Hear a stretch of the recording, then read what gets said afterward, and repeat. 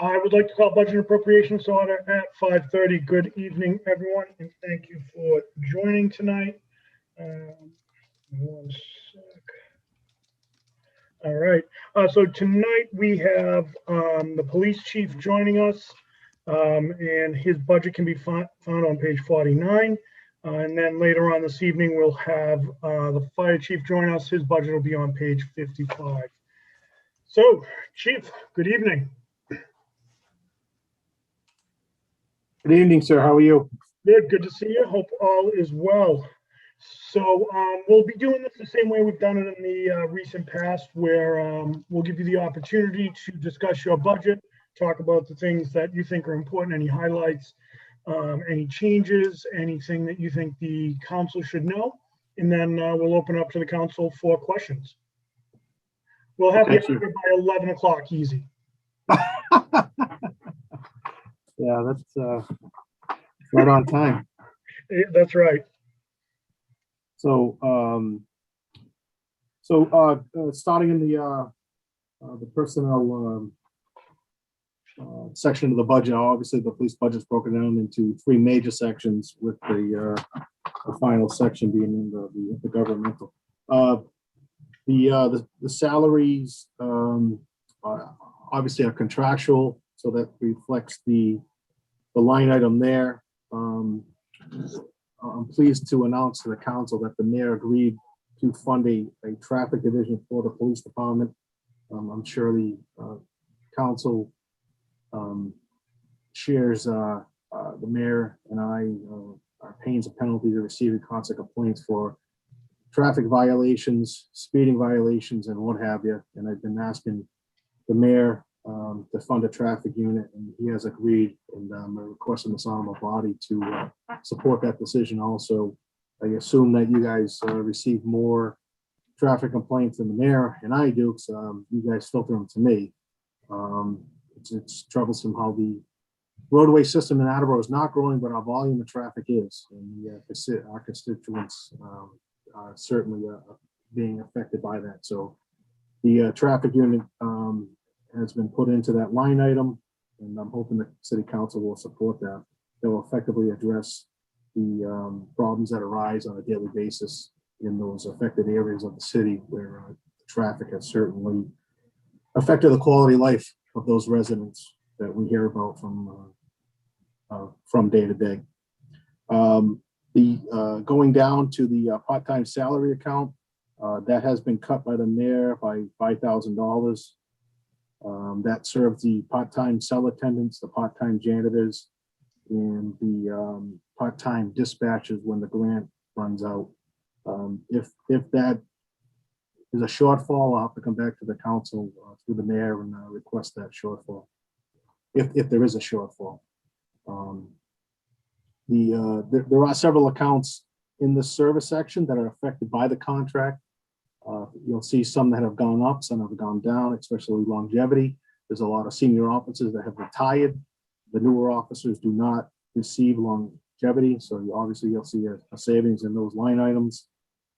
College credit fluctuates, the night differential fluctuates. These are all tied into the officer's base salary. And so depending on what step they are, if they're at step 1 or step 12 or step 7, it affects them also if they're a sergeant or lieutenant. So for the newer counselors, they tend to fluctuate every single year depending on retirements and new officers coming on. So you'll see the the overtime account, that is 513000. That is budgeted at $10,000 a week. That's our average overtime each week of $10,000. So 10 times 52, $520,000. That was cut last year. I'm asking the council and the mayor to bring that up to $10,000 a week. We were not affected in the PD by that cut last year because we received COVID money in personnel expenses that were able to help with that shortfall and that cut. We are fortunate with that. If not, I would absolutely have to come back to the council and ask that. $10,000 is a spot on number. In my 11 years as chief, I think I've come back to this council maybe maybe twice and asked for overtime funding. I always try to find it within my budget to self-fund different items. As you can see, I have recent funding transfer requests come over to the council. I don't like to ask. I like to find it within my budget. Did I lose you guys? Nope, you're still there. But actually, Chief, I've got a quick question for you. When I think of overtime and I see the prices, I know the cost rather, I know there's a couple things that go into that. Generally, and I know this from working in the state government as well. So usually a lot of overtime will happen when you may not have the ideal staffing levels.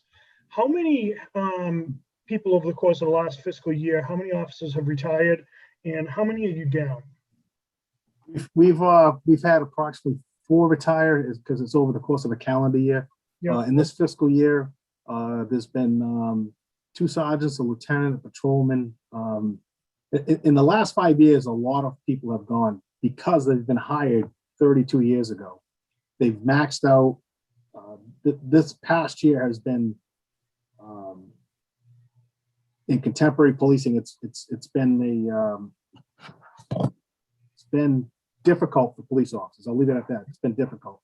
So the desire to stay on the department under certain conditions that have been going on nationally in the rhetoric towards police, they're retiring as soon as they can, and if not sooner. So there has been turnover because of that. Matter of fact, I just had an officer come in my office 2 weeks ago and say, "Chief, you know what? I've been here 2 years. It's been fun, but you know what? I don't want to continue as a police officer. Do the rhetoric of what's going on nationally with policing. It's not what I signed up for. I'm gonna go and find another job, not in policing." So we're gonna see more of that. And so obviously that's going to increase the need for overtime. Yes, and we have a generational issue too, sir.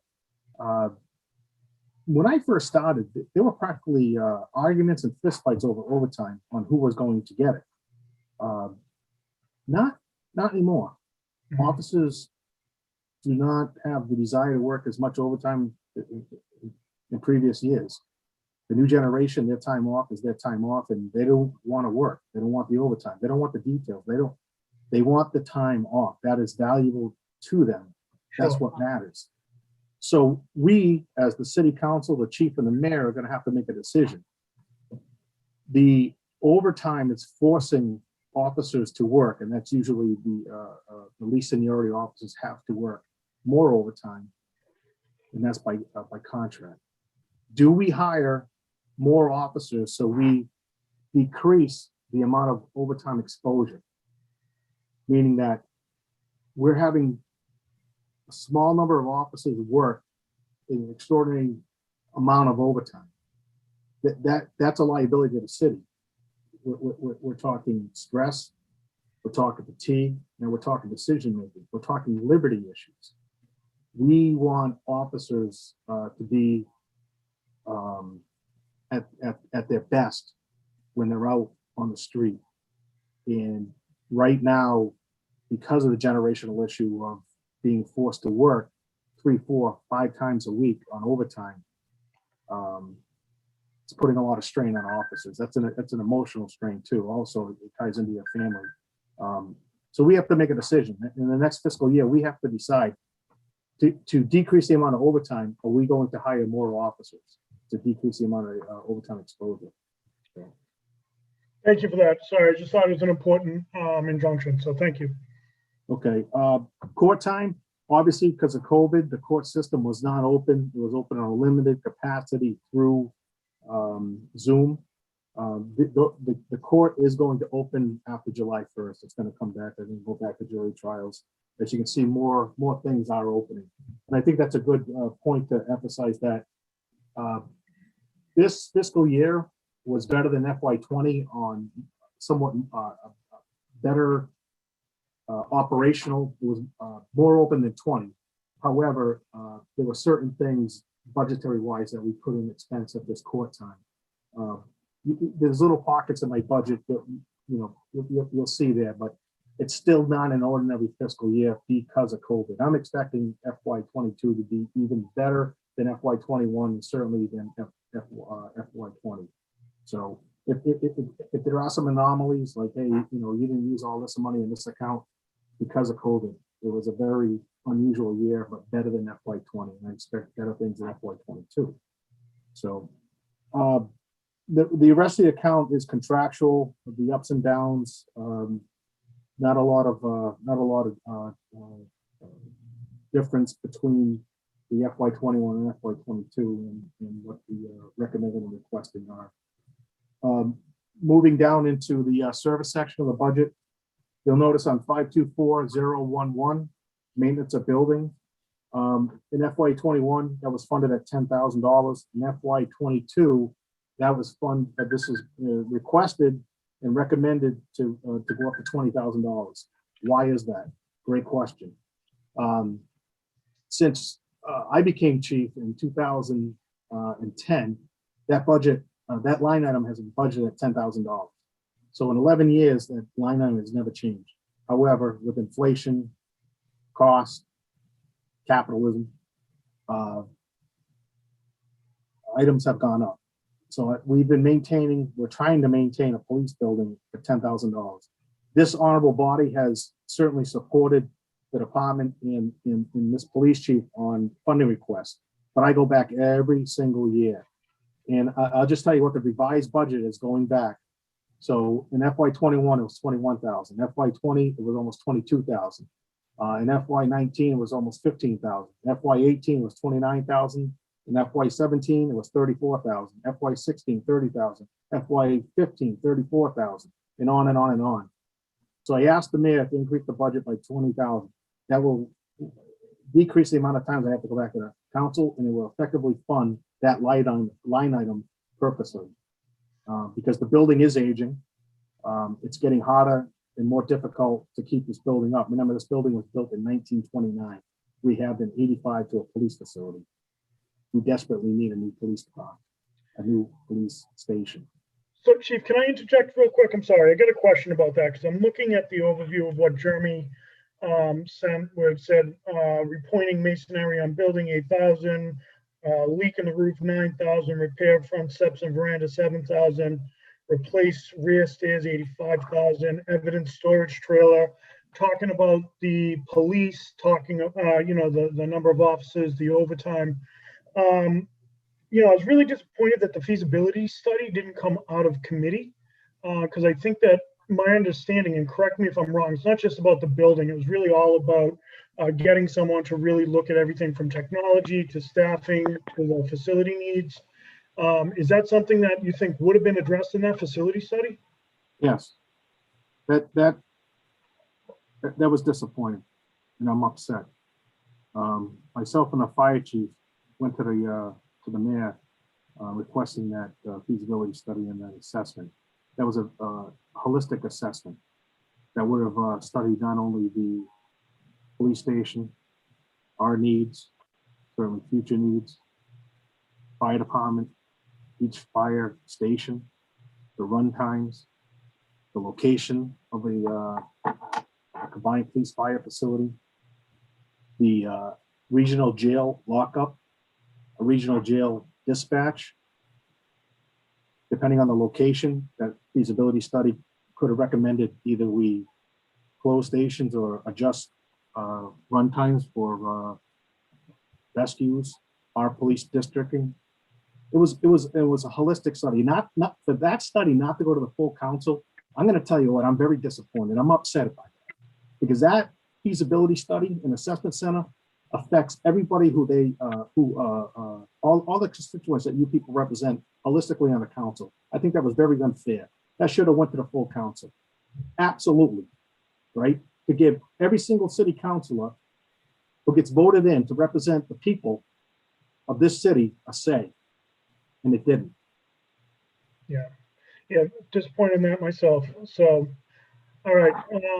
I just think some of what we've talked about already, I think would have been enveloped in that. So, all right. Sorry for the interruption, Chief. Thank you. Moving on. You'll see in the Academy tuition and books account, $25,000 was added to that account. That was directed by the mayor.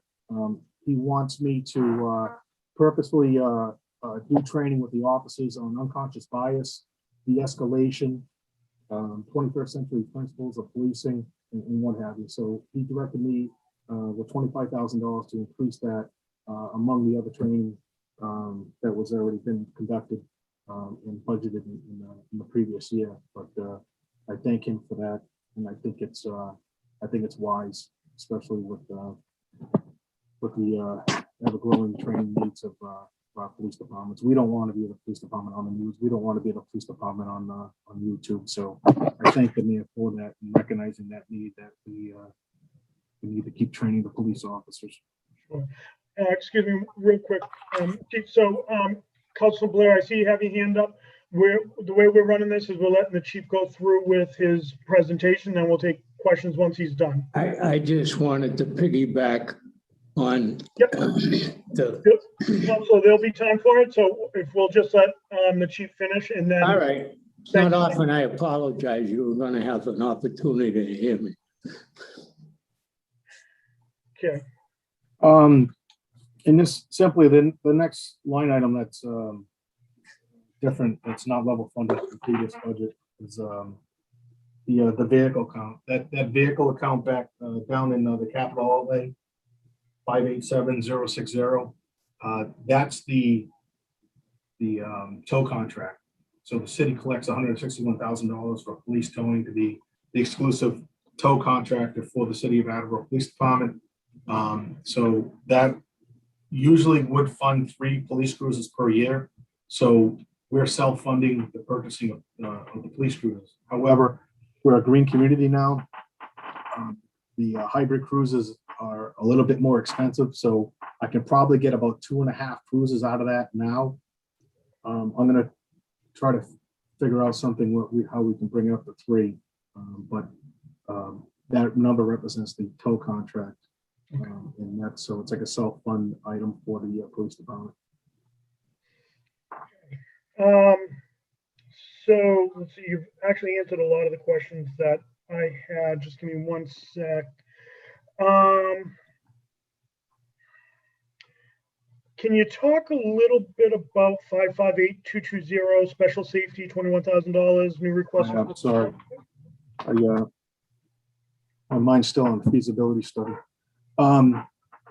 Yeah, that's a line item that was funded for crowd control items and active shooter response safety items, to buy safety items, safety equipment, I should say, not items, safety equipment for the officers. Right now, we don't have any gear for the officers for any crowd control measures. And the active shooter vest plates that we've purchased a few years ago are going to expire soon. So I asked the mayor for additional equipment specifically for the officers to purchase those. That will purchase approximately 10 setup for per officer, well, 10 officers. That's not going to purchase for the entire department, but we got to start somewhere. So essentially, the best use of that is not to be used, right? That's ultimately what we want. Yes, that would be a bad deal if we had to pull that out of the closet. And then what about the auxiliary police? Anything we should know about the auxiliary police? Well, because of police reform, every police officer in Massachusetts needs to have a full-time police academy. So if you don't have a full-time police academy, you are not post-certified any longer, January 1st. So the auxiliary unit will cease to exist June 30th. I wasn't expected to answer that question tonight. I have a meeting with the auxiliary unit next week, and I was going to announce that to them and thank them for their service. A lot of them been here for 30 plus years. And so I didn't want them to hear through other grapevines, but I wanted to talk to them. Sorry about that, Chief. I didn't realize that. I didn't either. So that with those came some very good things, but there's also some ancillary issues that were not intended. However, there has to be minimum standards for police officers, and although the auxiliary unit is very altruistic, the time for voluntary police officers in communities is probably in the past. So Right. Again, sorry about that. I thought it was public knowledge, so. I just, out of respect for that unit and what they've contributed to the city over the years, I wanted to have it on a personal level with them meeting. So myself and the commander of the unit are meeting with the unit next Thursday night. All right, sorry about that, and we'll move on. Yeah, Deb, anything that I might have missed that you want to discuss? So first of all, I apologize to Chief, because that was brought up in the personnel office budget because they fund the liability insurance there. And there was a question of whether or not we needed it. So I had no idea. Juneteenth, I want to just ask two things about your salary and wage grouping. I don't think Juneteenth is actually inside of your budget for next year. I'm not sure if Jeremy has that funded in the reserve, because I know it's an open item for the negotiations, but a holiday in your department is different than a holiday in mine. The fiscal impact is slightly different. So I don't know if you want to talk to that. And the only other question I had relative to your salary, because I think you covered everything else that I kind of looked at. So two things. One is earned time. It's funded at $25,000. If you have a number of retirees in the near future, I don't think that's going to be sufficient funds for you. I want to make sure the council is aware of that. And second, yeah, that's those two items. So the Juneteenth is not funded. This budget went to the mayor and down to the council before. I believe that Juneteenth holiday was Recognized by the city. Recognized by the city. So this year I have the capacity in the budget because of the retirements. I'm going to capture that funding in the salary section. I'll transfer it down into the holidays. So that won't be a burden to the mayor and this honorable body for a funding request through me. Mind you, if we have a large emergency prior to the end of the fiscal year, that would require a large sum of overtime. And I'd have to come back to the council, or I had a discussion with the mayor, with you, Deb, as to how we're going to handle that. So unforeseen circumstances aside, I'm very confident that I'll be able to self-fund that June 10th day. And the next fiscal year, it's not funded, so I'll have a conversation with Jeremy as to how we're going to attack that. And earned time. The earned time, that's funded at $25,000 every year. If there's unforeseen retirements, then I'll have to come back to the council. You know what, Deb, you triggered something in my mind regarding Juneteenth Day. I may be able to fund that. We're in the process of hiring officers in anticipation of the city council funding the traffic officers. So that will probably take 2 or 3 fiscal weeks to bring those people on board. I could perhaps use that funding to fund the Juneteenth Day. If not, then I have to come back to the mayor for a decision to be made, but I may be able to capture the funds that way too. Okay.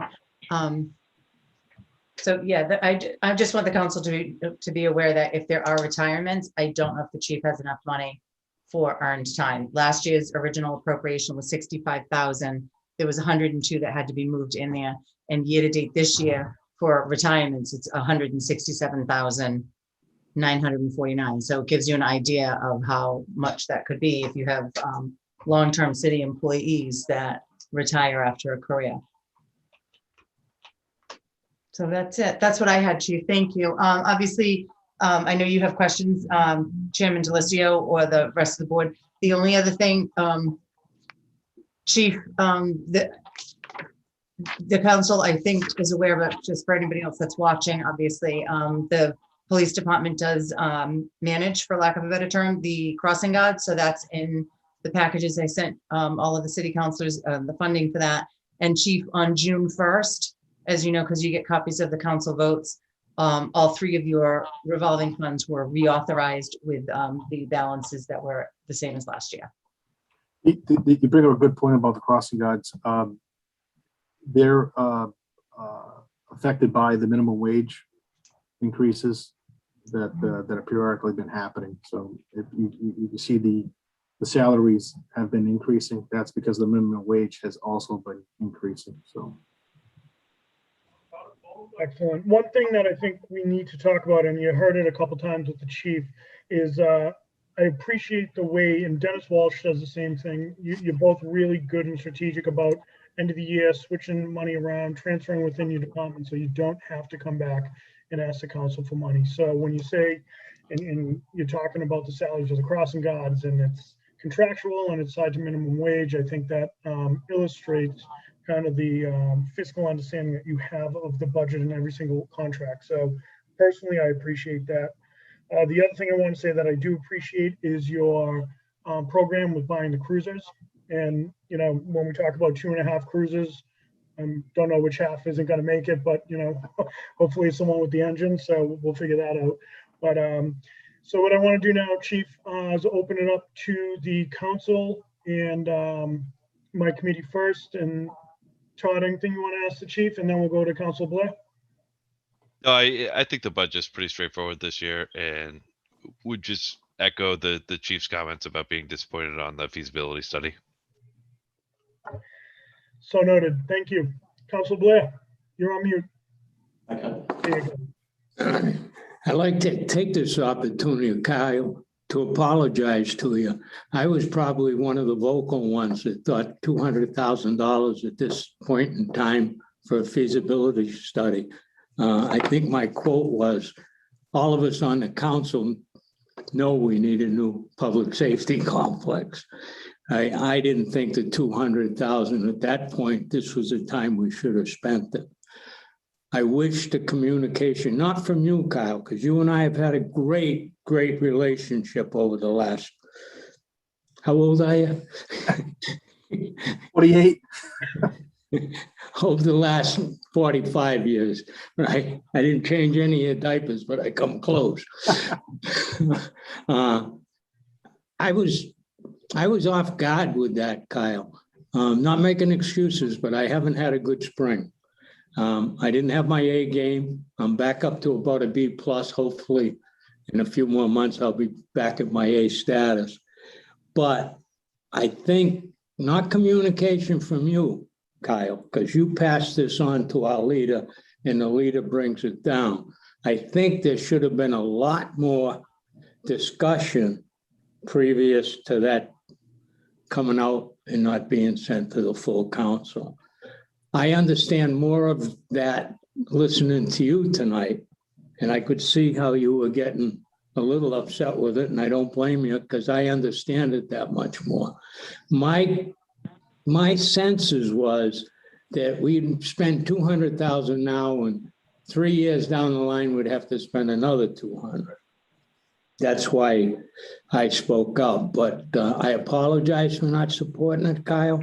If I knew more about it, or we had got more communication out of the front office, I more than likely would have been behind it 100%. So if my comments hurt in any way, I apologize for those. But that was because partly my fault. I didn't understand them, and I wasn't able to articulate on them the proper way. So take it as an apology, Kyle, and publicly apologize for not supporting that and not knowing exactly what it was entailed. Thank you, Peter. I was anticipating, and I think the fire chief will speak to that also, that we were going to be invited to the city council to speak about it. And the holistic approach to this study was like a 100-year study. Okay, well, I just want to initiate it. Thank you. I am Obviously, sorry. I probably won't be here. I probably won't be here when the building is eventually built. It's going to be 10, 15 years until a new police station is built, but Okay. We have to start somewhere, and we need a plan. Okay. We can't be a dog chasing its tail. So we actually need a plan to be laid out. Oh, I'm sorry. I'm sorry you weren't there, Kyle. Okay, You and the so fire chief. thank you, Peter Blair. Thank you. Thank you, Council Blair. What I will say to that, and then I'll recognize Council Dolan, Council Waterman. That night, I thought it was interesting that we approved $500,000 for a roof at the fire department. We approved a $24,000 assessment feasibility study for Mechanics Dyke and Pond. And then we approved $28,000 for a feasibility sidewalk study. So, Council Dolan. So I think that took us all by surprise that night. So, and me included, because that's not typically how things go. You know, we usually, I don't know when the last time anybody held anything in committee. Or excuse me, killed it. So I don't know where it fell apart. I don't know. I don't know. That usually doesn't happen. And I think it took everybody by surprise. And I would encourage, I know Jeremy's here, I know the mayor's not, but maybe they can send it back down and then we can satisfy everybody's questions. Everybody that has questions on the full council to know what it entails, what it's going to be used for, why now, and so on and so forth. So I would encourage the administration to send it back down. Thank you. Council Dolan, kudos. I agree 100%. 100%. Thank you for your comments. Council Waterman. Well, I'm in a somewhat embarrassing position. I was the vote that made it not happen. But I am wide open to a revote when it comes through the mayor's office again. The very next day, I reached out to Jeremy and I suggested that we have a tour of both police and the fire stations so that we can feel firsthand why we need a new building. And I will definitely reconsider it. And Councilor Blair beat me to the apology list, but you have my apology too, Chief. Thank you, sir. I appreciate it. You will reconsider. Thank you. Thank you very much. And I'd be glad to give any city council a personal tour, a group tour. We're working out of 2 buildings now. There's almost as many officers working in the old post office than there is in our current building. Oh, that's important to know. Thank you. Deb. I, Jeremy. only to this topic, if that funding source was free cash, it is somewhat timely. If it returns from the administration, it is something the council would have to act on quickly. I believe quickly is on it before June 30th. I could verify with DOR, but my present understanding of the process is that free cash expires, for lack of a better term, on June 30th, and then would have to be revisited in the fall after certification. So if it does come back down before June 30th, it's something that the council would have to act on soon. I just want to make sure that everybody understands that. So if there was going to be a plan of discussion or inviting somebody, those things would also have to happen quickly. That's all I have to. I believe you're right, Deb, because if looking at the original motion when it came down, I believe it stated that it had to be done by June 30th. So my ask to President Cooper is if it comes down, that it goes into public safety, where I feel it probably should have gone in the first place. Jeremy. Thank you, Chairman. I wanted to point out 2 things besides feasibility. One, the chief talked about 2.5 vehicles, give or take, because of the hybrid approach. I just want to make sure council understands that as a green community, when those vehicles get offloaded after the police department, our other departments can't take the surplus if they're not up to certain fuel efficiency standards. So we don't want to sacrifice the police department's ability to do their job with the vehicles that they need. But if we can spend a little bit more to get vehicles that have a longer life in the city, and we get more bang for our buck over 5, 6, 10 years rather than the 3 or so, 4 that the police department uses it, I think it's money well spent on the city side. The second piece is I want to note that the chief positions fully funded in this budget through some changes in the leadership structure and what positions are funded through retirements. The police department was able to fund that internally, so to speak, for FY21, but it's budgeted fully for FY22. And then lastly, people have touched upon all the points on feasibility that I had, most of the points on feasibility that I had wanted to. I don't foresee us sending it back down and trying to rush something by the 15th. I think the message loud and clear from council has been it felt sprung upon them with not enough information to begin with. So to do that in the next couple of days here, I don't think would give it the weight it deserves. So I think we can put together a really nice package to illustrate this for a vote of free cash once it's recertified in the fall. And we can do the visits and the whatnot over the summer to inform council about the current conditions of the two buildings.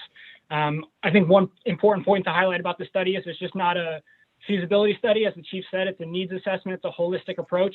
The buildings right now that they're in were built in the 1920s and the 1890s. So this building that we build as a result of this study is going to be the last public safety building we get for the next 100 years.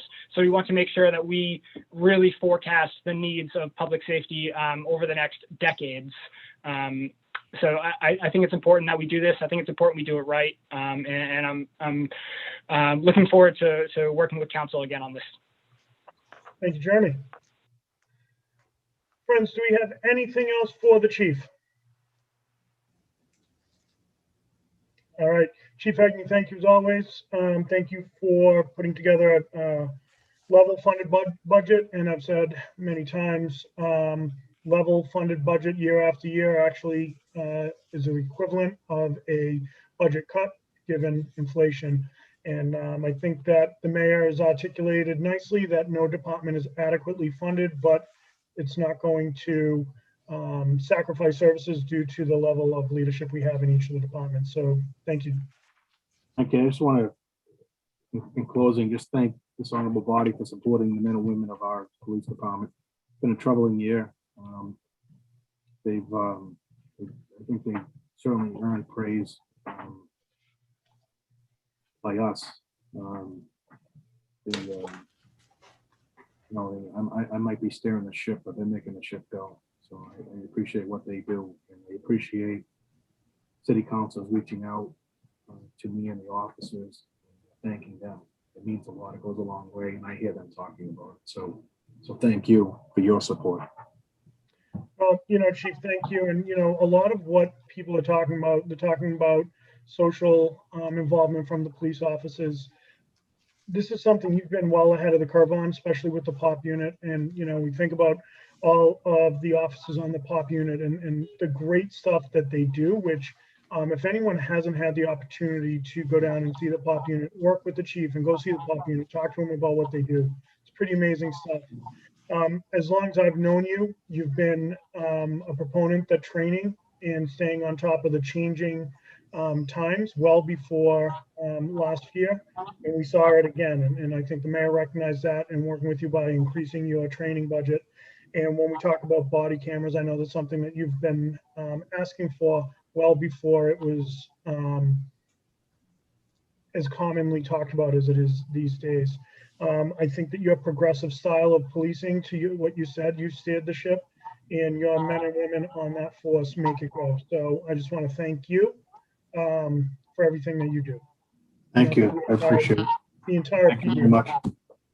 Thank you. Thank you, everybody. All right. Take care, Chief. Thank you. All right. It looks like we have Chief LaChance and the assistant chief on the line. So if we want to bring them, Jim Jones, so good at what he does. All right. So Chief LaChance and Assistant Chief Gannett, how are you? You're muted. That's how you are. You're muted.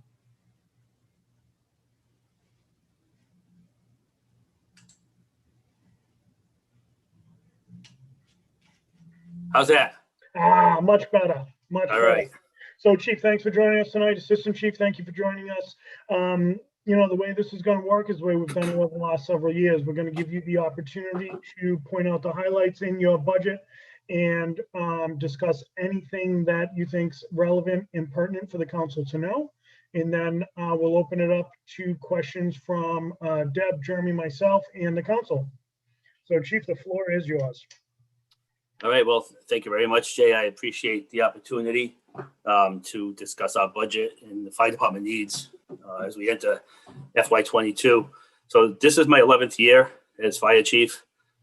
So we've weathered a few different storms, but I can say that right now, our challenges are something that I've talked about to this honorable body and this mayor, as well as the previous mayor for many, many years.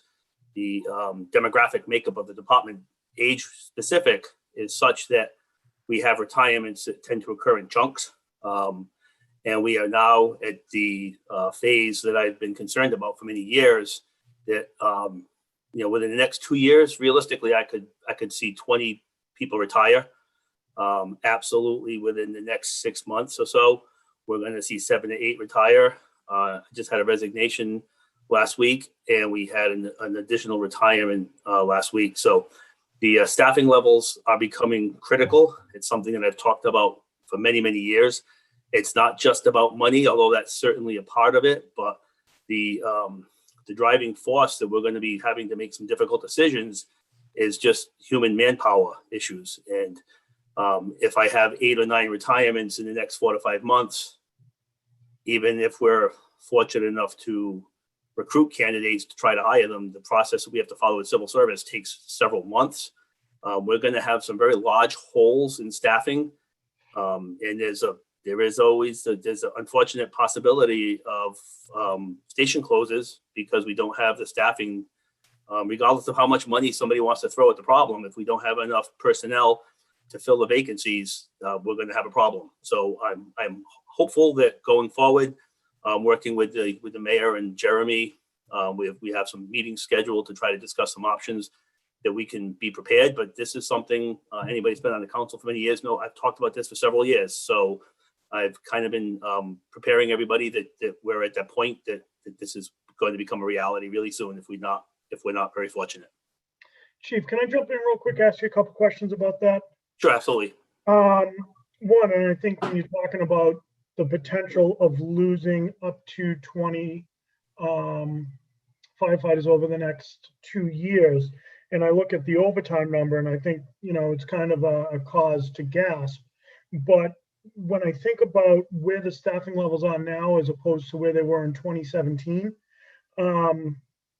right now, what would you say the staffing level that you need to run a department this size is? Well, there's a couple of currently. That's a good question, Jay. There's a couple of points. First, obviously the financial side of it is part of it, but operationally, when we operate at the minimum or bare bones minimum or really close to the minimum, every single day the chief officer on duty has to make. They spend half of their day making these decisions about hiring and moving people around, and it becomes very difficult to operate an organization. When I was first on the fire department, I still remember that we had, and I'm only counting firefighters, I'm not counting officers, 18 firefighters on duty every day. We didn't always operate at 18, we dropped down to 15, but we always had 18 firefighters on duty. So unless people were out hurt or sick or whatever on vacation, we had 18. Even when people were out, we were very rarely down to below 16. And so we always had the 15 to 16. It was very common to have up at headquarters an aide for the shift commander, two extra firefighters on the fire engine. And I use the term extra, and a lot of times people criticize me for that because there's no such thing as an extra firefighter. When you have a firefighter, there's countless studies, NFPA studies, ISO rating studies, every kind of study under the sun that clearly shows that staffing is crucial. I mean, the national standard for staffing on a fire engine is 3 firefighters and an officer. We have 2 firefighters and an officer. So we're well below what's nationally recognized as the practice that we should strive for. These things affect our ISO ratings, but more importantly, what they do is they affect how quickly we can, respond to incidents and hopefully save lives. We're fortunate compared to some of the surrounding communities that we have the staffing that lets us do what we need to do. But as we drop staffing levels and our call volume increases, the availability of those firefighters becomes less and less. And we're starting to get to the point that it'll be like playing Russian roulette if we're not careful.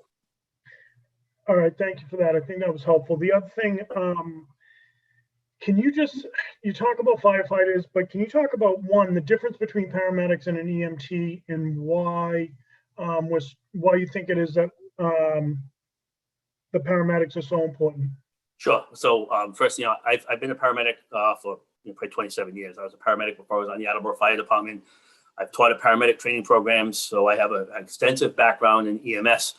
When I became the fire chief, we had some challenges with the way we delivered EMS. I told you on the telephone call earlier today that one of the first things I ran into when I became the fire chief is we had an inspection, and the Department of Public Health was literally minutes from revoking our advanced life support license. It happened to another community. I think it might have been Easton. And basically, well, when we're providing pre-hospital medicine, there's a lot of things that we have to do. There's not enough time to go over them, but there are regulations we have to follow. Just like a hospital has to follow with the doctors and nurses. We have to do all of that. Honestly, we weren't doing them. So I was able to get the inspectors to give us an opportunity to correct the deficiencies, which we did. So we literally went from being a subpar EMS service to, and this sounds like it's bragging, I don't want it to be, but we are clearly the premier pre-hospital emergency medical service in the area, possibly Bristol County. Our medical director, Dr. Thornton at Sturdy, has no issues telling other departments and municipalities that the things that we do are so amazing. And this is a testimony to a lot of things. We have a good EMS chief, Deputy Birch. We have tons of great paramedics, younger paramedics. They're doing things that I never got to do as a paramedic. The skills that they can do, the interventions that they can do, 12 lead EKGs that we can do. I got a nice letter about a month ago from a woman who's a nurse. And it was a long letter. And when I first started to read it, I was a little nervous. I was like, oh, I hope this isn't a complaint. But what it was she was kind of blown away, even as a nurse, that she had to call 911 for her husband who was having a heart attack. And she expected we were going to just throw him in the ambulance, take him to Sturdy. But we don't do that anymore. That's how it was 20 years ago. Now we have to treat the patient at the bedside. These are all state requirements. And the paramedics quickly were able to determine that her husband was having a heart attack. Now they could tell us by the 12 lead EKGs, and they went right to the cardiac cath lab at, I think it was Miriam, might have been Rhode Island Hospital. So we don't just transport to Sturdy anymore. Literally, they saved his life. Absolutely. And she had no problem putting that in the letter. And I can honestly say that when you have highly trained paramedics, you have the right staffing models, and you're doing it the right way, literally these men and women are saving lives nearly every single day. So that's the difference. The paramedic in the ambulance it can do almost everything an emergency room physician can do in the first 8 to 10 minutes of any cardiac, any respiratory incident. They can intubate, they can do chest decompressions. I mean, there's so many things that they can do. It'd take me forever to name them all. Okay. No, thank you. I think that's important. I know it's a lot of people don't necessarily understand, and I know I'm not 100% clear on it either, but that was a great delineation between the two. Thank you. All right. Sorry, as you were. So, so, I mean, like I said, the issue for us always comes down to our primary concern every year is staffing. The challenge that we're facing now is that we are just not able to recruit qualified candidates. We're not getting them. We can't get paramedics anymore. And that makes it really, really difficult to fill the holes when they occur. So when I'm working with the city, with Jeremy and the mayor, these are not new conversations to see what steps we can take to hopefully, move in the direction that allows us to fill these vacancies a lot quicker. Why don't I stop there? That's a lot, and see if anyone has any questions on anything that the chief's talked about so far. I'll recognize Todd first if he has anything, then Councilor DeSimone, then Councilor Dolan. No, it's straightforward. My main concerns are just with overtime, and I think the chief addressed that. Thank you. Councilor DeSimone. Thank you, Jay, Councilor. I'm sorry. Yep. I was like, can I just respond to Sure. Mr. Kovic just about the overtime? So I remember years ago, I discussed overtime, and Councilor Conti was there, and he was very upset about how much the overtime was. And I said to him, Rick, it's not $800,000 or whatever the number was. I said it's 1.5 million, and I thought he was going to pass out. So when you see the overtime, you see one account, but there's a revolving account overtime, there's training overtime. The reality of it is this, the bare bones minimum, and it's debatable, is right now we're operating with 14 firefighters. I'm not counting officers, but every piece of apparatus, every fire engine and ladder truck that's in service has 1 officer and 2 firefighters. The ambulances have two firefighters, hopefully they're both paramedics. That minimum number of just firefighters, even now that we're at 14, it's 14. Okay, most of my shifts barely have 15 people available, firefighters. So, they get vacation. You don't have to really, you don't have to be the best budget person to figure out that, well, they get 200 hours of vacation, they have injuries, they have training, you got to recertify as paramedics. Yeah, they're going to be out. There is no way to fill it other than overtime.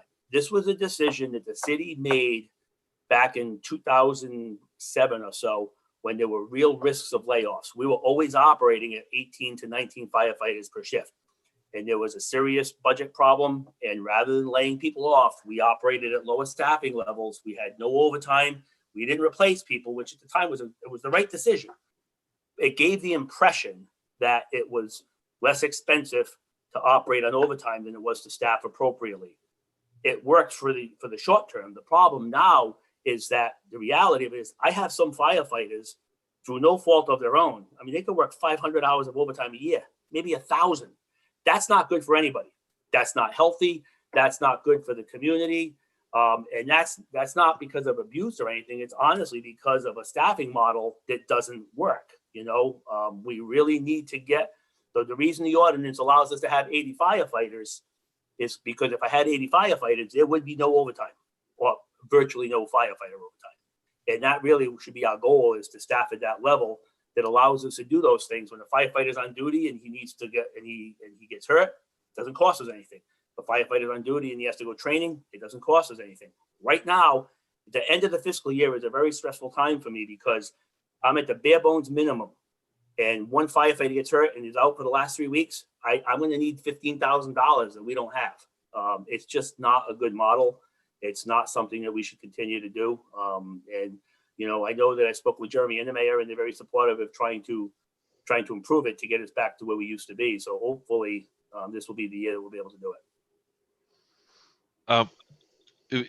If I could, Chairman Delicio. So did the staffing level change for this upcoming fiscal year? Is that reflected in the? Yes. It hasn't. We were trying to, but we pulled a list to hire and we can't get any candidates. So the brand new certified list, we're trying to hire 7, and we had 3 people that said that they would consider working in Attleboro. Okay. Councilor DeSimone, then Councilor Dolan, then Councilor Blair. Thank you, Chair Delicio. Hi, Chief LaChance. Hey, how are you? Good, thank you. So you answered one of my questions, which is the overtime, if I'm understanding you, is primarily driven at the moment by a lack of staffing. But having said that, this amount, where does it go? And by that, I mean, is there any particular group who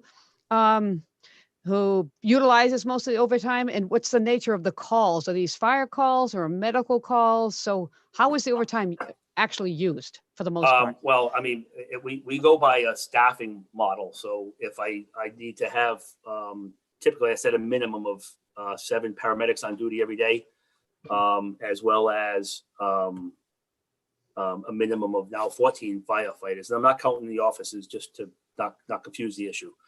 So if based on, injuries or vacation or sick leave or guys be at the fire academy, whatever the case may be, if we're below that 7 paramedics, then when we hire overtime, we'll hire paramedics and they'll be on the ambulances predominantly.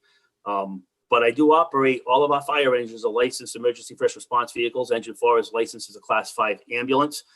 So it carries a full array of narcotics and every single conceivable paramedic medication and equipment on it. So even my officers that are paramedics, the fact that they're not on the ambulance doesn't mean that when they go to a call that they're not functioning as paramedics. Protocols for the state require that we have a minimum of 2 paramedics at every advanced life support call. And I worked as a paramedic for a long time, and I believe that that's a bare bones minimum, which I don't support an agency trying to just subscribe to the minimum. I think that we should be doing things that are the best practices. So our operational plan, when we deploy resources, every advanced life support call in the city gets an ambulance and a fire engine dispatch. The fire engine will have an officer. Many times that officer is a paramedic. There'll be two other firefighters on that truck, and more than likely one of them is a paramedic with a lot of experience. And the reason we do that is because when you get to these calls, sometimes, the nature of the call is different than when they get there, and it requires a lot of interventions. And if you see real sick people in the hospital setting, the most common trend in medicine today is this team approach, where they'll have several doctors consulting about a patient to make a decision so that hopefully there's less likely a chance of an error.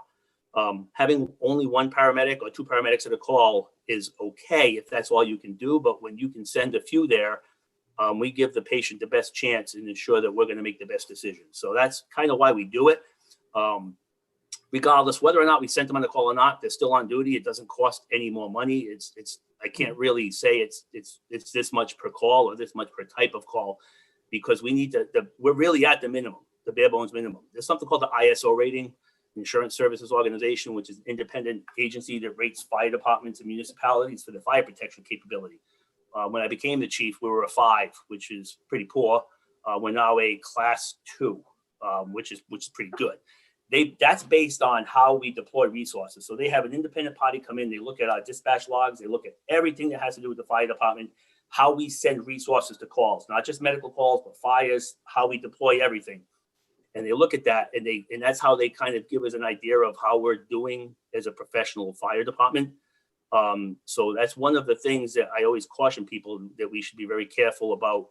Why do we send this truck on that call? Why do we send this truck on that call? Because there are standards that we're expected to meet. For example, on a fire call, we're supposed to have 15 firefighters at the scene within 6 to 8 minutes. A lot of municipalities can't do that. We're fortunate that we can. So those are the types of things that they look at. So if we're not careful in how we deploy resources, we can take some major steps backwards. May I ask a follow-up? Okay. Councilor, one quick follow-up, Chief LaChance. How many, do you know off the top of your head, how many fire calls versus medical calls that you've received in the last year or so? Do you know, like a rough breakdown? Yep. So in an average year, we fluctuate right around 8,000 calls. About 5,500 to 6,000 would fall into the category of EMS. The other 2,000 to 2,500 would be a combination of fires, fire alarms, other types of rescues, gas leaks, power line down. Typical year, I have the data in front of me for this year. We had 116 structure fires. So I know people like to say that, we don't have any fires. Well, that's because they're not making the news in Attleboro too much, because we're putting them out pretty quickly. You have a community that doesn't have a good water supply. You take one fire engine out of service and you watch what happens. We've had fires down at the Briggs Corner neighborhood that it's risky enough when they're on a call. There's always that chance that they're going to be on a call and that they're not going to be able to get there quickly. But if you take a truck out of service, those 4 to 6 minutes become crucial. A fire doubles in size every 60 seconds that it's not opposed by a water stream.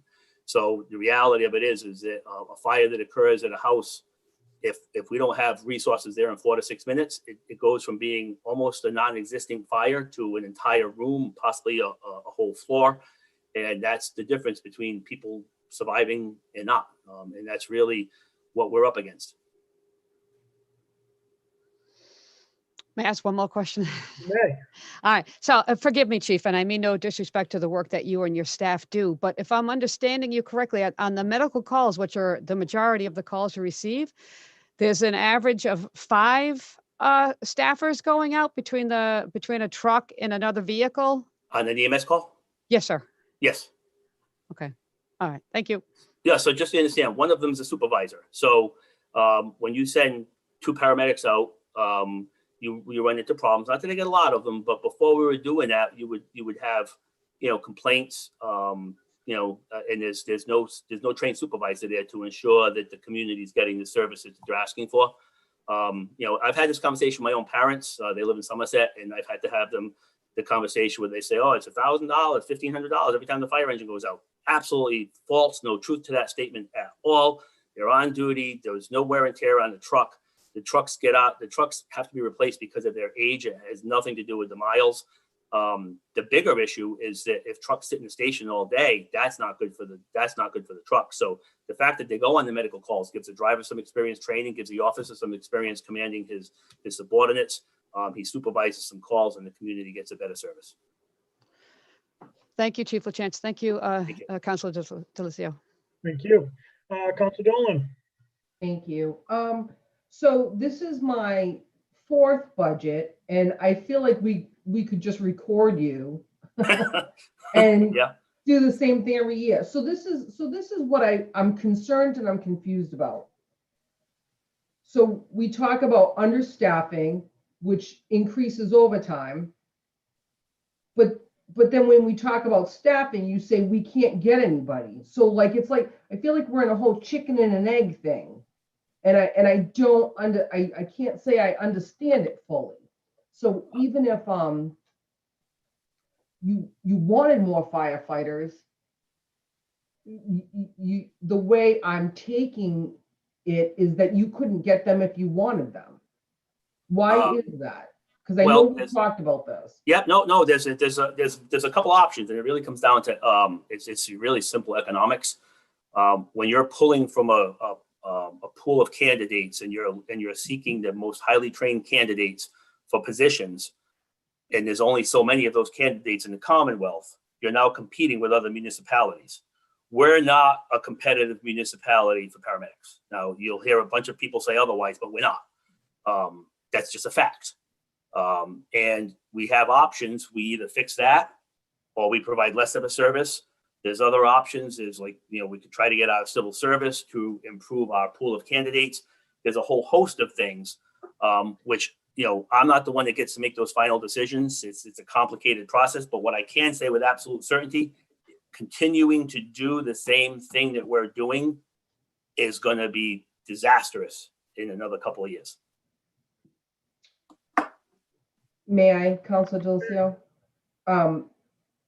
Thank you. So I understand, the overtime, and I assume somebody, whether it be you or Jeremy or both, have done the math on how much because obviously you see the overtime numbers and they're quite startling. How many firefighters, paramedics, EMTs, whatever the case may be, that we need to get versus how much we're spending in overtime, that if we could, put more out there to hire more. And I wrote something down and now I don't know what I meant by what the note that I just took.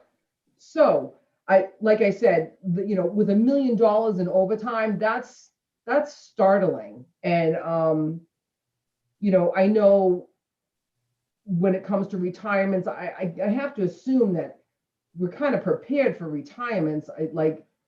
Do firefighters just say I'm retiring next week, or do they? Yeah, the fire department doesn't have the contract language that the police department has. This is something that I've discussed for 10 years. So the police department's contract, they have language that when a police officer wants to retire, they notify the chief with 2 or 3 years notice. They get something for that. They get a supplemental longevity payment for the courtesy of notifying the city, I'm going to retire in 2 to 3 years. We don't get that. That's something that the fire, we lost that somehow. I don't know. It's not in the fire department's contract. So I don't have what the police department has. I can't tell you how many people I know are going to retire. So I'm forced to tell what I think is going to retire. And it's always a risk that if I guess wrong, I may have way more people retiring. I have 20 people that could retire. I don't expect that they all will, but they don't have to tell me. Any one of them can go to the retirement office tomorrow and say, I'm all done. We need to fix that. That's definitely a problem. Yeah, I agree with that. And when you say as a courtesy, so you're saying the police department gets a stipend for being courteous and well, what they get is an incentive. They get a supplemental longevity payment based on 8 years of service. That when they notify the city, it does 2 things. So they notify the city, and my intent is to retire in 2 years from this date. The first year after that, they get a certain payment. I don't know what it is. It's a couple $1,000s. The next year they get something. And the third year they get something. If they renege and they choose to not retire, all of that money, they come back to the city. The benefit of that is it allows for strategic planning. So when I look at my budget for things like the earned time payment, it's a guess. I'm just guessing and hoping that I get it right, because I don't have any way to confirm with any degree of certainty who I really know, other than if you're going to be turning 65 That's the only time I can say with certainty that somebody's going to retire. All right, thank you. Thanks, Sure. Lynn. So I'll go to Councilor Blair, then Jeremy, then Vice President Jackson, then Deb. Peter Blair. I don't know why I'm using your full name tonight, Peter, but Call me anything but late for supper, Jay. oh boy. Chief, I've been a proponent of more men, and since I come on 22 years ago. I used to question Churchill round and round and round at budget hearings and about overtime. Some of our communities around us are actually giving up civil service in order to hire much more easily than through the civil service list. I know the police departments are really in a jam that way, and it would ease them up. And the new officers go through a board, I guess, I don't know what they call it, but they're vented before they get to us. Would that assist you not being in civil service to be able to hire better? It definitely helps. The civil service list has typically several thousand people on it that pass the test. In the state of Massachusetts, there's still probably only 300 or so paramedics on that list for the whole state. There's far more that are paramedics that are not civil service. It requires a lot of work with collective bargaining and other things. It's not insurmountable, but it's certainly an option that would be worth considering. I would support it. I think there's some benefits to it. So you would support not? I would support it. I think that it's got to be planned carefully because there's always pitfalls. So I think that if people really work on a plan, I think that it can be something that's mutually beneficial and serves the community well. You have a number of communities around here that have given up civil service. Am I correct? Yep. Yes. Actually, I think Mansfield is one that's just done it now too, or in the process of doing it for police and fire as well. Not Attleboro gave it up a year or so ago? They did for police, not fire. For police, okay. Yeah, for police, yeah. It's a little bit more common in police. I wouldn't really know why, but it's becoming more common in the fire side. Okay, that's one thing, and I've always been a proponent of more men, less overtime. I think it's a safer way to operate. Yep, but I know we had discussions with previous administrations, and it was always dollars and cents. We don't have to pay the benefits. Right. Well, sometimes I think you're better off paying the benefits and having a full staff than, like you said. Right, I would agree. An officer, whether he's a police officer or a firefighter, after a certain number of hours, they're not the same person. No, and that's a really good point, Peter. I have not, at times I've come close, but I do not restrict the number of hours that a firefighter can work. Because to be quite frankly, I should. If there was a firefighter serious injury or fatality and NIOSH and OSHA came to the city and had a chat, they'd be talking to me about that. It's something that I've definitely considered. But to be brutally honest, if we did it, we'd have holes that we can't fill. Yeah, I understand that. I don't know if the public does, but I know how hard it is. The police department, you have forced overtime, correct? Oh, absolutely. Yeah. Holdovers all the time. Yeah. And as Chief Hegney said, younger officers and younger firemen, they don't want to work the overtime. They got a wife that's working 35, 40 hours a week, and that quality family time is important to them, and I don't think you can put a dollar value on it. Right. I agree with that. Chief, I've got a follow-up question for you. Are you at a point where you're hiring just firefighters? Would that help? Or you're hiring firefighters and paramedics? How does that work? Would that be? We're actually, the city, I've been having meetings with Jeremy and the mayor, as well as my assistant chief, John Gannett, later in the week to kind of start to look at those options. Some of them are just a matter of necessity. We absolutely cannot get paramedics. We're just not able to get them. It's not just us. It's all the surrounding communities that the civil service can't really get them. They're getting some. We can't even get a few. So, I mean, we could consider EMTs, but when I send an EMT to paramedic school, If I have to hire 12 firefighters in the next 6 months to a year and send them to paramedic school, somebody's got to come up with $600,000 to cover their vacancies, their paramedic tuition, and all of the other things that they get to make that happen. So it's not as simple as saying, let's just do it. No, I agree. And I just, I want to draw out the fact that I think it's important that I think the overarching sentiment tonight is, I don't think any of us, including yourself, are thrilled with the overtime numbers, but we're in a situation right now where it's bred out of necessity. But I'm happy to hear that you're looking at different staffing options in a way to start to lower that in the years to come. Jeremy, and then Kate, and then Deb. Thank you, Chairman. I just wanted a point of clarity on can you still hear me? My video just went out. Yep. All right. We can hear you. All right, great. Sorry about that. I don't know what happened. So I just wanted a couple of points of clarity, just to really drive home the point that it's not a preference of hiring paramedics or not hiring paramedics. There are not paramedics that are available for us to hire, and we have to, or not a sufficient number, and we have to exist in that reality. And those are the discussions that the chief and the mayor and the personnel director and I will be having. That comes with a trade-off as well, of course, right? Say that again, sorry. A certain level of trade-off as well. Yes, exactly. And so that's why this has to be carefully considered and not something we want to rush into, and something that we've been talking about at length and will continue to. There were two different changes in the budget that we didn't highlight earlier that have to do somewhat with overtime.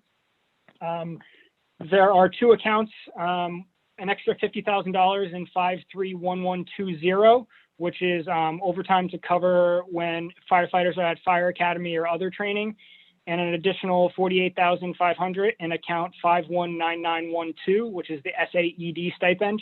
Those are previously things that got paid out of the fire revolving fund. And that fund has been stressed with overtime and other demands. So taking those expenses out of the revolving fund and putting them on to the operating budget relieves the revolving fund a bit and helps it build up a bit more of a balance, and if need be, absorb otherwise unavoidable overtime.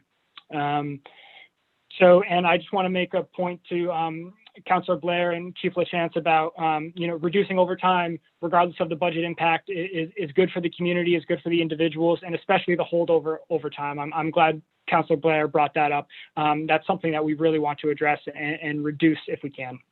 That's all my comments right now. Thank you. All right, thank you, Jeremy. Vice President Jackson. And then team, we've only got about 20 minutes left, and I want to start moving on past the overtime because there's other stuff that we need to talk about in the budget. Vice President Jackson. Thank you, Councilor Delicio. Chief, how many firefighters do you have now that are not paramedics? Well, do you mean not certified or not necessarily in a rotation? I have about, if I count my offices, we're probably around 70 or so paramedics on the fire department. Some of them are officers and some of them are senior firefighters that haven't been in an ambulance rotation for quite a while. But the last we checked, that was yesterday, the day before, I have about 45 or 46 paramedic firefighters that are considered in the rotation for EMS duty. Okay. And so if I have 20 that are not. How many are assigned to just the truck? What truck? You mean the like a fire, how many are to an engine or to a ladder truck? That are paramedics? Yes. And firefighters, not officers? Correct. Because get the stipend and officers do not get the stipend, correct? No, officers get the paramedic stipend now. And even though they don't even act as paramedics? Well, they do act as paramedics. They're not on the ambulance. So one of the things, all of the paramedics on the department are required to function as paramedics. That's something I actually have mandated. So every officer, I'll use Briggs Corner as an example, the paramedic, an officer down there who happens to be a paramedic, they cross-manning Rescue 4 and Engine 4. If there's a medical call, that truck goes out with 3 people and one of them's the officer. And if he's a paramedic, he's working as a paramedic in the truck. So the stipend currently doesn't have anything to do with being assigned to an ambulance. It has to do with the training and education and responsibilities of being a paramedic. And that was all done through collective bargaining. I have different feelings on both of that, but at least from my point of view, that if you're a paramedic on the fire department, you still have to maintain your authorization to practice. You have to do your medical rounds. You have to do all of the training, and you're still going to work as a medic, even if you're not on the fire engine. I'm sorry, even if you're not on the ambulance. And when you send out overtime, it's been a long time since I've seen an overtime request, but do you still send it out and tell them like what engine, what truck, what ambulance, what they're going to be doing that evening, so for them to decide if they actually want to work in overtime? Do you still do it that way, or do you just 90%, is it it's overtime?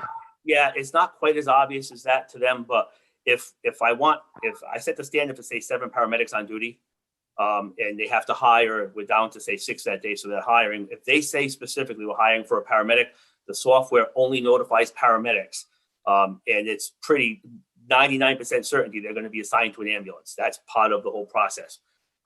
As far as the other trucks, like if you're a paramedic, but we're not specifically looking for a paramedic, we just need a firefighter, and you get hired for overtime, you could end up being put anywhere. The deputy could put you wherever they need you for that day. Because we all know the ambulance, I can say this, the ambulance is a lot busier than the ladder truck. So True. Yep, that's true. So they don't know that they might be on a ladder truck. They just, correct? Right. Typically, they do not know if they're on a ladder truck. Thank you. They'll may know headquarters, but even that, it's subject to moving if they need to. But thanks. Thank you, Vice President Jackson. Deb. So I just want to say, as far as the information available to the chief or the police department that has the benefit of the notice, the supplemental longevity was in the contract for the firefighters. The dollar value still stayed there, but it's no longer characterized as supplemental longevity, which is why you don't receive notice. Correct, Chief? What's it characterized as? I'm not aware of anything in the contract. Well, they still get the dollar amount as longevity. When it changed from supplemental longevity to regular longevity and became eligible for retirement, then you didn't get the additional notice because it's no longer called supplemental longevity. I don't think that's accurate. The fire department doesn't get anything like that. We get the same longevity as the police, but the police also get the supplemental longevity when they notify the city they're going to retire. Okay, so I'd have to go back and look at that, but I had to reconfigure some numbers for people in your department when Chief Churchill was here, because it was called supplemental longevity. Yes. And subsequent years, the characterization of supplemental longevity went away. Correct. But the dollar amounts didn't, because when it was called supplemental longevity, it wasn't considered eligible for compensation towards retirement. Yep, that's probably accurate. And then something happened between then and now because it's not in there any longer. Yeah, there's still a reference, but there's no section 2 above in the contract. Right. Yeah, so that's one of the downsides of that. So just to bring it back to the budget, not for just specifically to that line because it was brought up. So the amount that's in the budget, Chief, for earned time certainly would not cover, and you don't have available anywhere in your existing budget then if you have a number of retirements next year. No, that's not even close.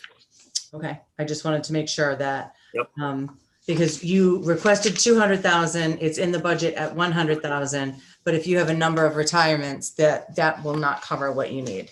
Correct. Okay. All right, moving on, as we are getting up against the 7 o'clock hour, and we do have the public hearing coming up for the budget tonight. I'm looking, Chief, and I'm going to ask you the same question that I asked Chief Hegney. Address the longstanding problems with fire station roofs, problems with HVAC, lack of co-ed facilities at fire stations, address fire department technology problems. Is this something you feel that would have been addressed with that feasibility study? Yeah, I do. The roofs have been in a CIP for probably 5 years. There's many other fire department projects that have been in the CIP for just as many years. I do believe that that we kind of missed a good opportunity there. The feasibility study is not supposed to be just for a joint public safety complex. It's actually supposed to be an independent, qualified firm to actually look at the infrastructure needs of all public safety, which would include all of our stations. Briggs Corner Fire Station, Twin Village Station are in dire need of updates and renovations. just to be even a normal, reasonable place for employees to work. And I was hopeful that part of this would have been used to address that. Right now, when we try to put things in capital improvements, it's complicated because we have to try to come up with prices, which we're basically taking guesses at. And I really do think that a good public safety feasibility and assessment needs study would have gone a long way towards giving us a blueprint for the future, so that we wouldn't be spending money on projects, renovating Briggs Corner if the study says, in 2-3 years we should really completely rebuild that station. But right now we have to do.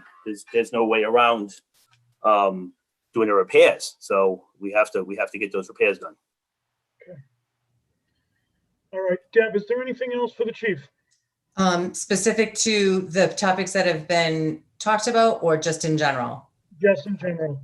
Okay.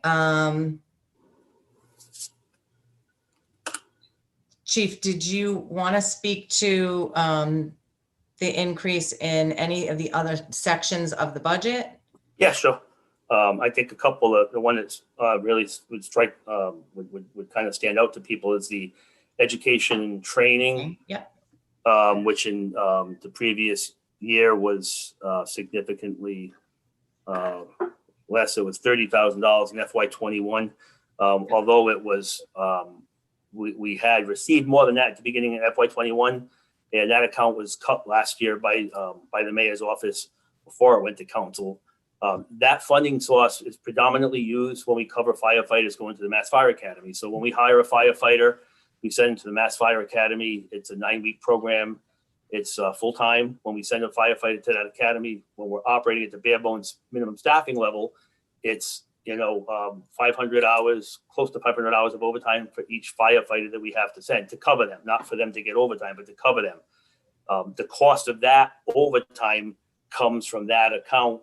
It's more of a record keeping, just to show that that's what it's for. Because of COVID, we couldn't send anybody to the fire academy this year. So we have 7 that are going to the academy at the end of June. So that additional funding that we're asking for is to pay for those 7 to cover them to go to the fire academy in June, as well as anticipating the 8 or so that I'm going to leave. If we're fortunate enough to replace them, we're going to also have to cover them when they're at the fire academy. Deb, real quick, I think Jeremy wants to interject, if that's okay. Pardon me? Yeah, Jeremy's got a comment. I just wanted to say the request last year was at 230, 230,000 for that line. The administration had to cut it to 150 because there wasn't, the chief wasn't able to send folks this year. 120,000 was moved out of that line, and that's what represents the 30,000. So this 244 that we have there now is a more real number and what we would have anticipated in a more regular year. Yep.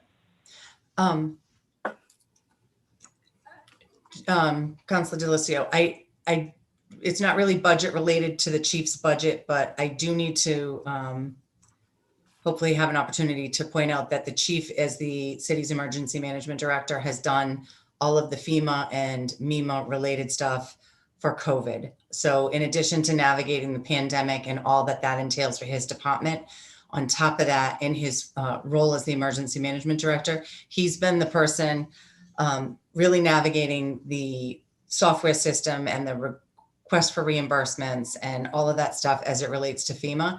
It's a heavy lift. My office acts in a support role to him, largely Liz Black and the staff, Kim Shea, Mary Kriskowskis, and Robin. They've done a phenomenal job, but I can't even begin to tell you how much work that has been for the chief.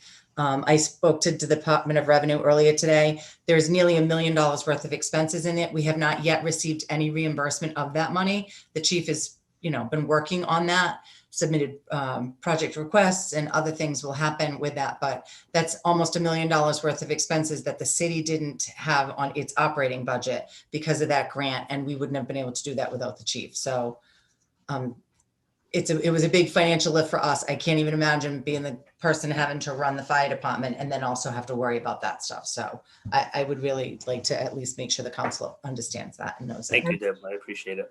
That's a really big call out. All right.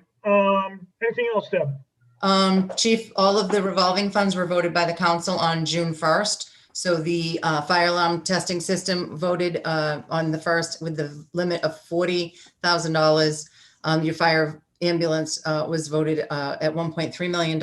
And as you know, a couple of those expenses are proposed in the general fund budget. Jeremy just touched on those. So if that budget is finalized as proposed, at least in those two areas, your revolving fund will have that relief. Which will be a good benefit. That'll help.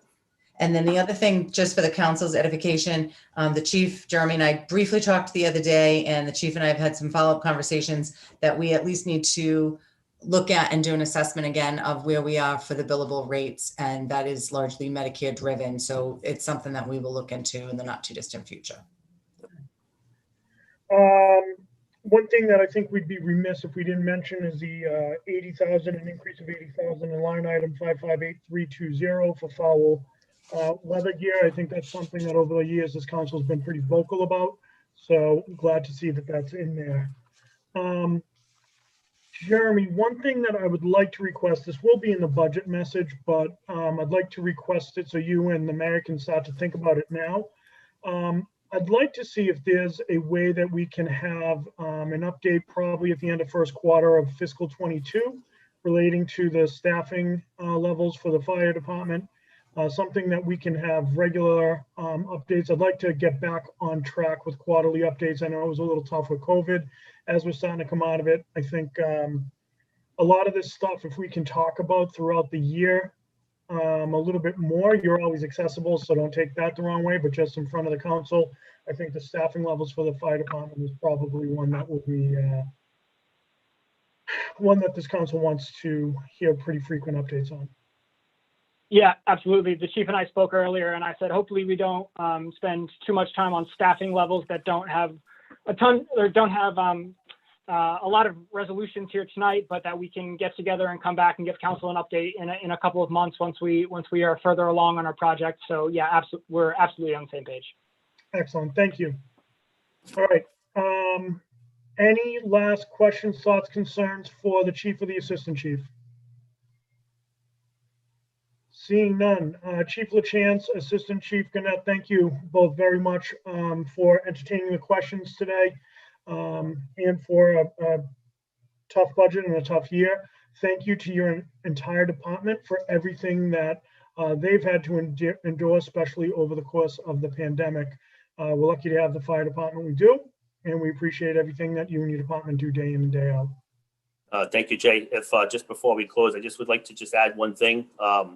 It doesn't get a lot of publicity, but when the pandemic first started, you know, like most of the firefighters, I think we had differences of opinion. You know, we've lived through anthrax, we've lived through Ebola, we've had a few other, swine flu, H1N1. We've had a handful.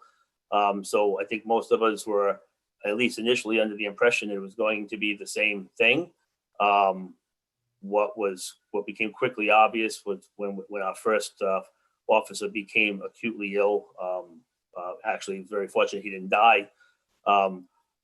With all of that going on, with all of the firefighters, with their own families and all of the things they have to concern themselves with, I can honestly say that for the whole year of dealing with the major concerns and people having to stay home, because if people had a sore throat, I didn't let them come to work. You know, we couldn't take that chance that it was COVID, so they were staying home. The city took care of that without charging them sick leave. We were able to make a lot of that work. But the important thing that I can't express enough is that they all came to work. I mean, they were not calling out. They weren't looking to not come to work. I mean, they were coming in extra when people had to quarantine at home for 10 to 15 days. I had several firefighters that were quarantining in their basements or in their camper for 2 weeks away from their family. To hopefully not bring it home, and so that they could keep coming to work. So, you know, it was a challenging year. And I know we talk about overtime and we talk about vacation and sick leave and whatever. But honestly, when it came time to step up, there was zero hesitation, and every single firefighter came to work. And at times, I actually had to order them not to come to work because we couldn't take the chance that their sniffle was something worse. So I just want to make sure that they get the credit that's due for that. Absolutely, well put, well stated. And thank you for everything that you did, and you do And thank everything. you for your support, all of you. I appreciate it. All right. Well, have a great night. Thank you. You too. Talk to you all soon. All right.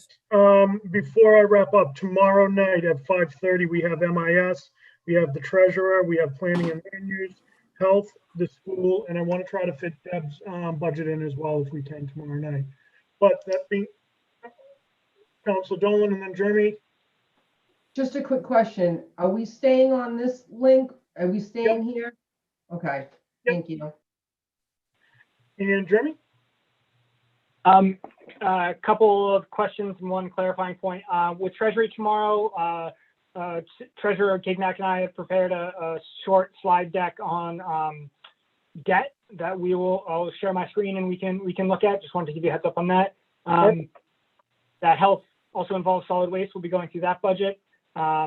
With MIS, we'll briefly touch on, because it's a constituent part of my department, we'll touch on a little bit more of that. And then you had asked me to speak about revenue, and I didn't know if you want me to do that tonight, tomorrow, some other time, put it in a memo. Yeah, we'll try to get it in either tomorrow or Thursday. Worst case scenario, I can have you come back down on Monday. Sounds good. All right, thank you. All right, I would entertain a motion to adjourn at 7. Second. In favor? Aye. We'll adjourn at 7. Awesome. Thank you. Peter, you're up with that. Thank you. Thanks, Kate. Reporting call committee, public safety and emergency management, the order at 7 o'clock. I have 2 motions this evening to bring forward. From the docket of June 1st, 2021, I entertain a motion to approve the transfer of $1,376.91 from account 11241-000-57830 citywide reserve fund for transfer to account 12101-000-558015 police new computers to replace the uninterrupted power system which protects the computer services from power interruptions. Have a second? Second. Okay. Not being completely illiterate, this is pretty straightforward, I think, and self-explanatory. Does anybody have any questions on this? Hearing none, all those in favor? Aye. Aye, motion passes. From the docket of June 1st, 2021, I entertain a motion to appropriate $15,000 from account 1-000-359-000 undesignated fund balance free cash general government to account 12101-000-530101 police professional services to cover the cost of conducting a promotional assessment center for the rank of lieutenant and sergeant. Second. Second. Then again, I think this is pretty self-explanatory. We had some moves up on the police department and these are backfilling those positions. We don't do it without that professional promotion assessment. So I think it's pretty self-explanatory unless somebody has any particular questions, either my committee or other councilors. No questions. Hearing none. All those in favor? Aye. Aye. Motion passes. Move to adjourn at what, 7:03? Second. Second, all in favor? Aye. Aye. Thank you. We're adjourned. We can go mute now, Jim.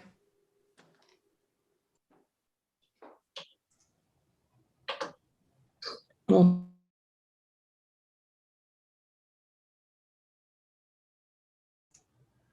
I'm going to call the special meeting of the Municipal Council to order at 7:04. Mr. Withers, would you kindly read the notice and do a roll call followed by a roll call attendance?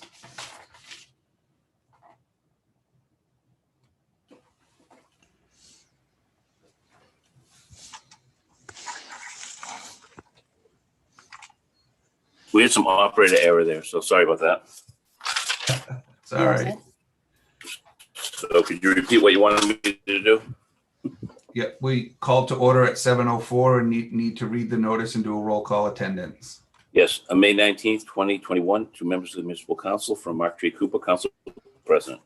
Councils by authority of Article 2, Section 2-7C of the Attleboro Home Rule Charter, I hereby call a special meeting of the Municipal Council as follows. Tuesday, June 8th, 2021 at 7 p.m. The place is remote link, Zoom USA, to hold the budget public hearings and discuss any legal matters before the council. Sincerely, Mark J. Cooper, Council President, CC Mayor Paul Haru. Thank And you. we will do a roll call vote on attendance. If you are here, please indicate by saying here or present. Mr. Blair. Mr. Blair. Yes. Ms. DeSimone. Here. Mr. Conti. Present. Mr. Waterman. Here. Vice President Jackson. Here. Mr. Delissio. Here. Mr. Cobus. Here. Ms. Dolan. Here. Ms. Reynolds. Is she here? She's absent. She's absent. Okay. Ms. Holmes. Absent.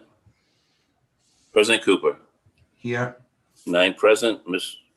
Reynolds and Ms. Holmes are absent. Thank you.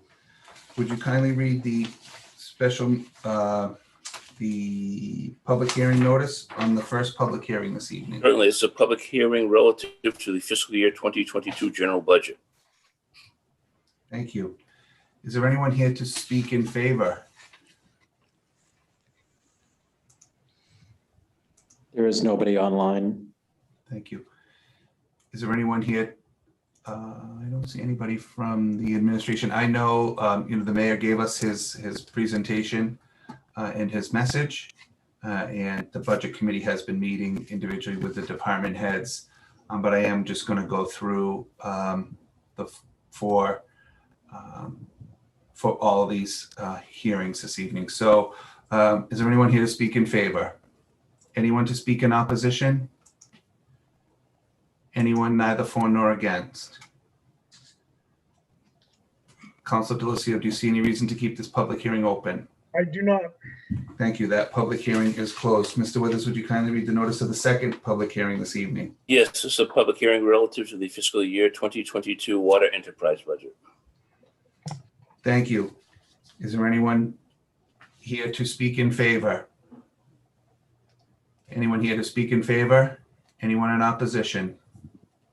Anyone here neither for nor against?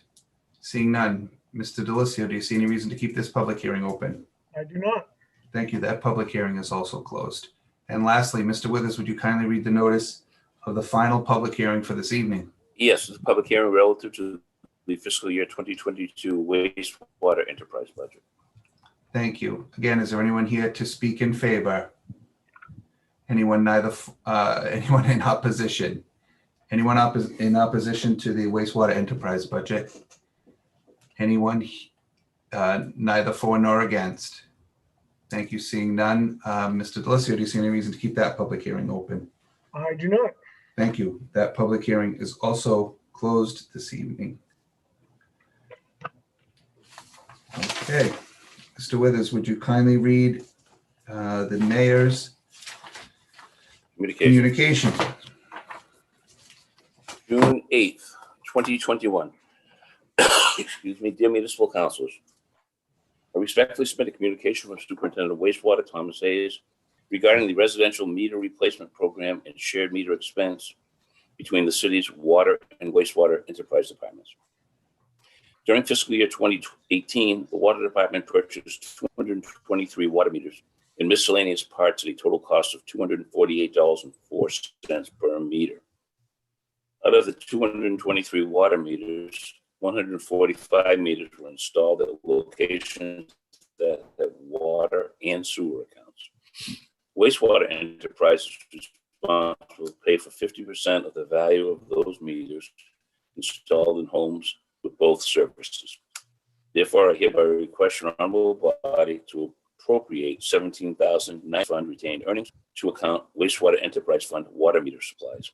After such time, the accounting department will work with the wastewater department to transfer the funds to the water enterprise fund. Copies in your packets in order to be able to process this request for the end of the fiscal year 2021 deadline. I hereby request your honorable body to consider this prior to June 30th, 2021. Budget and Appropriations Committee, please. Okay, respectfully submit a communication from Chief of Police Kyle P. Hegney regarding the need for funds in order to pay a portion of training that was denied by the state 911 grant. Therefore, I hereby request your honorable body transfer $342.38 from account police tuition and books to account police transfer to 911 grant. In order to be able to process this request for the end of fiscal year 2021 deadline, I hereby request your honorable body to consider this prior to June 30th, 2021. Public Safety and Emergency Management Committee, please. I respectfully submit a communication from Economic Development Director Catherine Fielder regarding the donation of from the Attleboro Art Museum, the public art to complement the city's ongoing revitalization. DI, yes. Yes. You're breaking up. I don't know if it's you or if it's me. Is everybody else hearing that as well? Yes. Okay. Did it just start? It's been getting a little worse as we've been going along.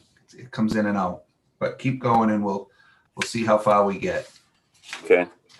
The Attleboro Arts Museum was awarded a $20,000 TDI cohort project grant through Mass Development in May 2021. In accordance with Section 1-12 of the revised ordinances of the City of Attleboro, I hereby request your honorable body to accept this generous donation to the City of Attleboro. Copies in your packets. In order to start this project in July 2021, I hereby request your honorable body to conduct this request prior to June 30th, 2021. City Property and Claims Committee, please. I respectfully submit a communication from Keep Attleboro Beautiful through the Cabinet Mural Team regarding a donation of 4 street light / sidewalk light box wraps with an estimated value of $2,800. In accordance with Section 1-12 of the revised ordinances of the City of Attleboro, I hereby request your honorable body to accept this generous donation to the City of Attleboro. Copies in your packets. City Property and Claims Committee, please. I respectfully submit a communication from City Auditor Deborah Gould regarding the need to transfer funds to purchase office chairs, a standing desk, and adding machines for the accounting office. Therefore, I hereby request your honorable body transfer $750 from account accounting staff development to account accounting supplies office. Copies in your packets. In order to be able to process this request for the end of fiscal year 2021 deadline, I hereby request your honorable body to consider this prior to June 30th, 2021. City Property and Claims Committee, please. I respectfully request your approval on behalf of New Hope to waive certain permit fees for the construction of a new domestic violence shelter in the city.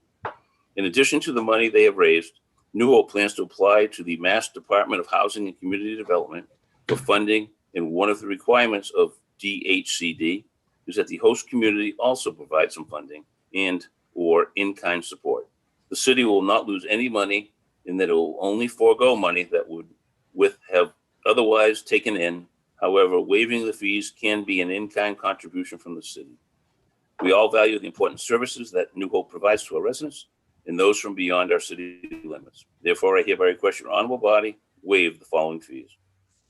Building permit, mechanical 35%, electric 35%, plumbing 35%, gas/HVAC 35%, health department, water service permit, cross water survey fee, backhoe testing, street opening fee. Copies in your packets. Thank you. Personnel, Veterans, and Human Services Committee, please.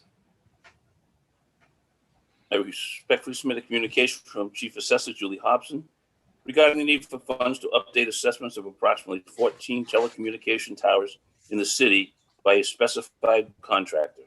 Therefore, I hereby request your honorable body transfer $4,500 from account recessor revaluation to account assessor appraisal services. Additionally, I request your honorable body appropriate $16,340 from account undesignated fund balance free cash general government to account assessor appraisal services. Copies in your packets. In order for this funding source to be available for this request, the vote needs to be taken prior to June 30th, 2021. Budget and Appropriations Committee, please. Sincerely, Paul Haru, Mayor. Thank you. Council Holmes, did you join at the beginning of the reading of this? I just want to make sure that we reflected here when you joined. Were you here for the entire reading? I didn't see it. Public hearings, when the public hearings closed, when the last public hearing just closed. Okay, so Steve, just for the record, Yep. Councilor Holmes joined at the end of the third public hearing this evening. Okay. Thank you. And we will go at this time to committee reports. The only committee that has any business for this special meeting this evening is Public Safety and Emergency Management. And for that, I will recognize Councilor Blair. You're muted, Pete. Oh, no, now you're not. Now you're not. Somebody magically did it for you. I got a great guy sitting at this table. From the docket of June 1st, 2021, I moved to approve the transfer of $1,376.91 from account 1124100-578300, citywide reserve fund for transfer to account 12101-000-558015. Police new computers to replace the uninterrupted power system, which protects the computer services from power interruptions. Second. Thank you. Motion is in order. Any additional comments? We discussed it a few minutes ago in committee. Right. Any additional questions or comments from the council? Seeing none, a roll call vote will begin with Councilor Holmes. Ms. Holmes, Yes. Ms. Dolan, Yes. Mr. Cobus, Yes. Mr. Delicio, Yes. Vice President Jackson, Yes. Mr. Waterman, Yes. Mr. Conti, Yes. excuse me, Ms. DeSimone, Yes. Mr. Blair, President Yes. Cooper, Yes. 10 yeas, 0 nays. Thank you. Motion passes. From the docket of June 1, 2021, I move to appropriate $15,000 from account 1000, -35900, undesignated fund balance free cash general government to account 12101-000-530101, police professional services to cover the cost of conducting a promotional assessment center for the rank of lieutenant and sergeant. Second. Thank you. Motion is in order. Any additional comments? Now, we discussed it a few minutes ago in committee, and it is how it reads. Any additional comments from the council? Seeing none, a roll call vote will begin with Councilor Blair. Mr. Blair, Yes. Ms. DeSimone, Yes. Mr. Conti, Yes. Mr. Waterman, Yes. Vice President Jackson, Yes. Mr. Delicio, Yes. Mr. Cobus, Yes. Ms. Dolan, Yes. Ms. Holmes, Yes. President Cooper, Yes. 10 yeas, 0 nays. Thank you. Motion passes. Thank Before- you. Thank you. Before we adjourn the special meeting this evening, I just wanted to quickly let you all know we are going to post for a special meeting and committee meetings on the 22nd. We'll start at 7 with the special meeting and the mayor's communication to recess. Then we'll recess that special meeting to do any of the committee work that's necessary to get any of these final votes that are required completed in the committee. We'll come back from committee, from the recess to do any final votes for this budget year and anything else, any of the other expenditures that came through in this week's communication. Because remember, if we have to have another meeting after the 22nd to do 48 hours notice for the meeting, and then to do 48 hours notice for the mayor to sign it, doesn't give enough time for 7/1. So we have to have that special meeting and do it in that cadence in order to get where we need to get to for 7/1. Any questions about that? If you have any, just shoot me an email after this meeting. At this time, I'd entertain a motion to adjourn. Excuse me, President Cooper? Yes, All right, it was just only Council Blair that was doing his motions, those two motions, now we're done. Okay, I just got a little confused for a moment. that's there. okay. My That's okay. Now we're going to go apologies. recess. We're going to adjourn to Yeah. committee meetings. Thank Yeah, you. you're welcome. Any additional, I entertain a motion to adjourn. Second, A roll call vote will begin with Councilor Holmes. Mr. Holmes, Yes. Ms. Dolan, Yes. Mr. Cobus, Yes. Mr. Delissio, Yes. Vice President Jackson, yes. Mr. Waterman, Yes. Mr. Conti, Yes. Ms. D. Simone, Yes. Mr. Blair, Yes. President Cooper. Yes, 10 yeas, 0 nays. thank you. We are adjourned at 7:20 and the committee meetings are going to start. Thank you. Have a nice night, everybody. Thank you. You as Steve. well, Steve. Thank Thank you. Thank you. Council Blair, you can begin. You are first. Thank you. Public Safety Emergency Management Order at 7:20. From the docket of June 15th, 2021, I entertain a motion to approve the transfer of $7,560 from account 1210100-511000 police salary and wages to account 1210100-5899066 police paving to pave a damaged area in the rear of the police station lot. Second. Second. Oops.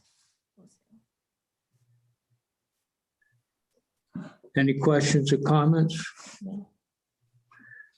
Hearing none, all those in favor? All right. Aye.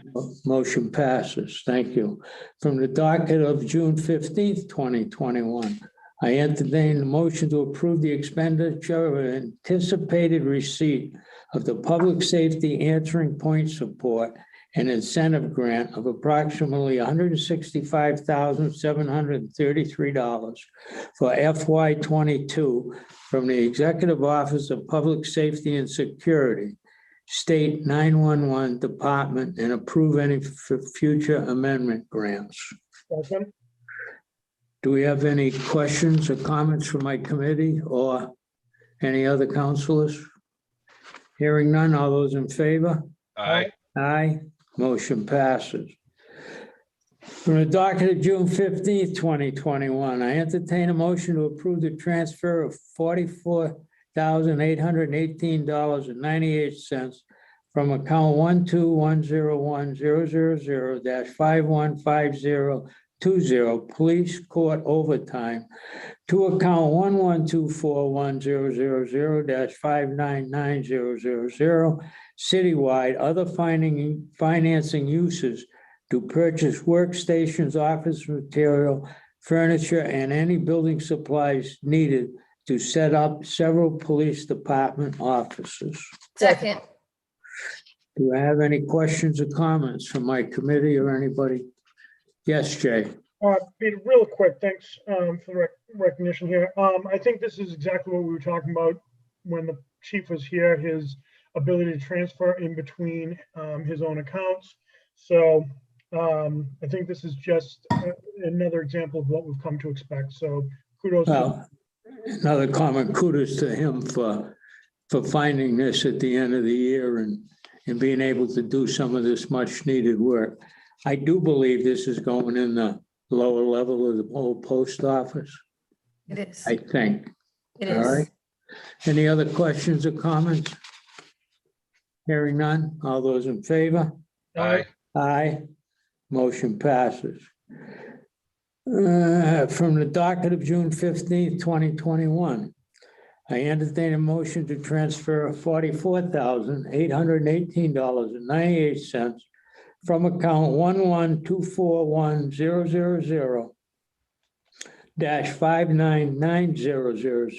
1124100-599000 citywide other finances uses to account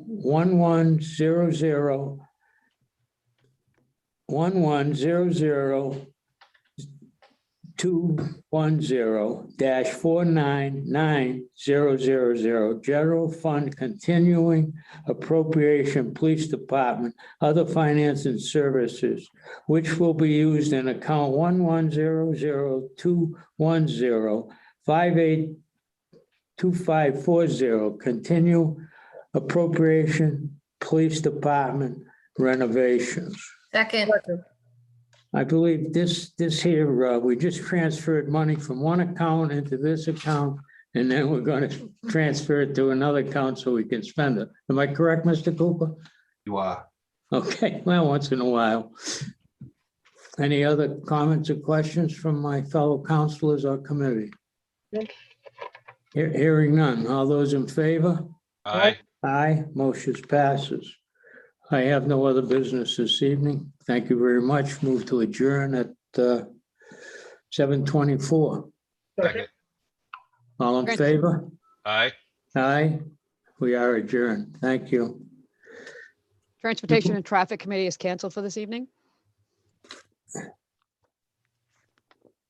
I'd like to call the Capital Improvements and City Development meeting to order at 7:25. I have two items to bring before you this evening. Sitting on this committee are Councilor Waterman and Councilor Dolan. From the docket of June 15, 2021, I entertain a motion to accept the donation of $19,000 from the Friends of the Attleboro Public Library to the Attleboro Public Library through funds originating with the Attleboro Foundation to pay for internet upgrades to the Attleboro Public Library. second, Thank you, Councilor Waterman. So I think you all got the backup letter from Amy Rillinger. In addition to the substantial discounts from the FCC and the USAC, the Board of Trustees has committed funds from the Library Trust funds, so there's no additional funding to be matched from the City of Attleboro. Very generous donation. The Friends do a great job with their book sale. Does anyone have any questions or comments? No, not really.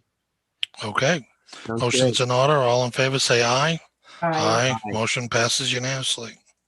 From the docket of June 15, 2021, I entertain a motion to appropriate $71,550 from account 1000-359-000 undesignated fund balance free cash general government to account 16501-000-585-040 park equipment to purchase a 2022 Moorbach Model 1922 chipper, complete with a 165 horsepower gasoline engine, hydraulic front stabilizer, variable speed flow control, winch package, and hydraulic swivel discharge chute from the Park and Forestry Department.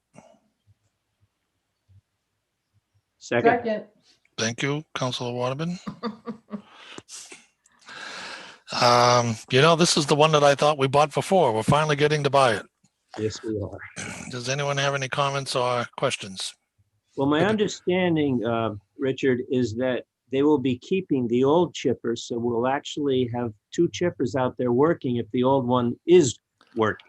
Well, we've been in a position where we've had to spend so much money to fix the old one. It makes sense to hang on to it as a backup. Plus, this new one, from what I understand, can chip a larger diameter piece of wood. So perhaps by keeping the old one in service longer, the new one may last longer. Yeah, there you go. I mean, we've been talking about this, Ty, for what, 5 years? For as long as I've been with you. There you go. There you go. I actually thought we bought it as well. I thought we had already bought it. We talked about it so much. I'm like, didn't we already buy a chipper? So we're buying it now. Any other comments or questions from other councilors? Hearing none, I'll call for a vote. All in favor, say aye. Aye. Aye. Motion passes unanimously. That concludes the business the Capital Improvement City Development Committee has this evening. I'll entertain a motion to adjourn. Second. Thank you, Councilor Dolan. All in favor, say aye. Aye. I declare the Capital Improvements and City Development Committee adjourned at 7:29. Thank you. So I'd like to call the Personnel, Veterans, and Human Services Committee together at 7:29. And Peter, I think that's you and me tonight. And me. That's all we need. Oh, we got the president here. We have the president. In case we don't vote the same. Before I give my first motion, I would like to invite Samira Ramos to join us. Is Samira on the line? Hello. There you are, Samira. We got you. We're sorry we didn't get to meet you 2 weeks ago, but now we do. So thank you. Thank you. Samira, if you could share, when you say a few words, what your address is, how long you've lived with the city, and excuse me 1 second. We can't cut phones out very easily here. And, you know, a little bit of your background. I just have to hold this.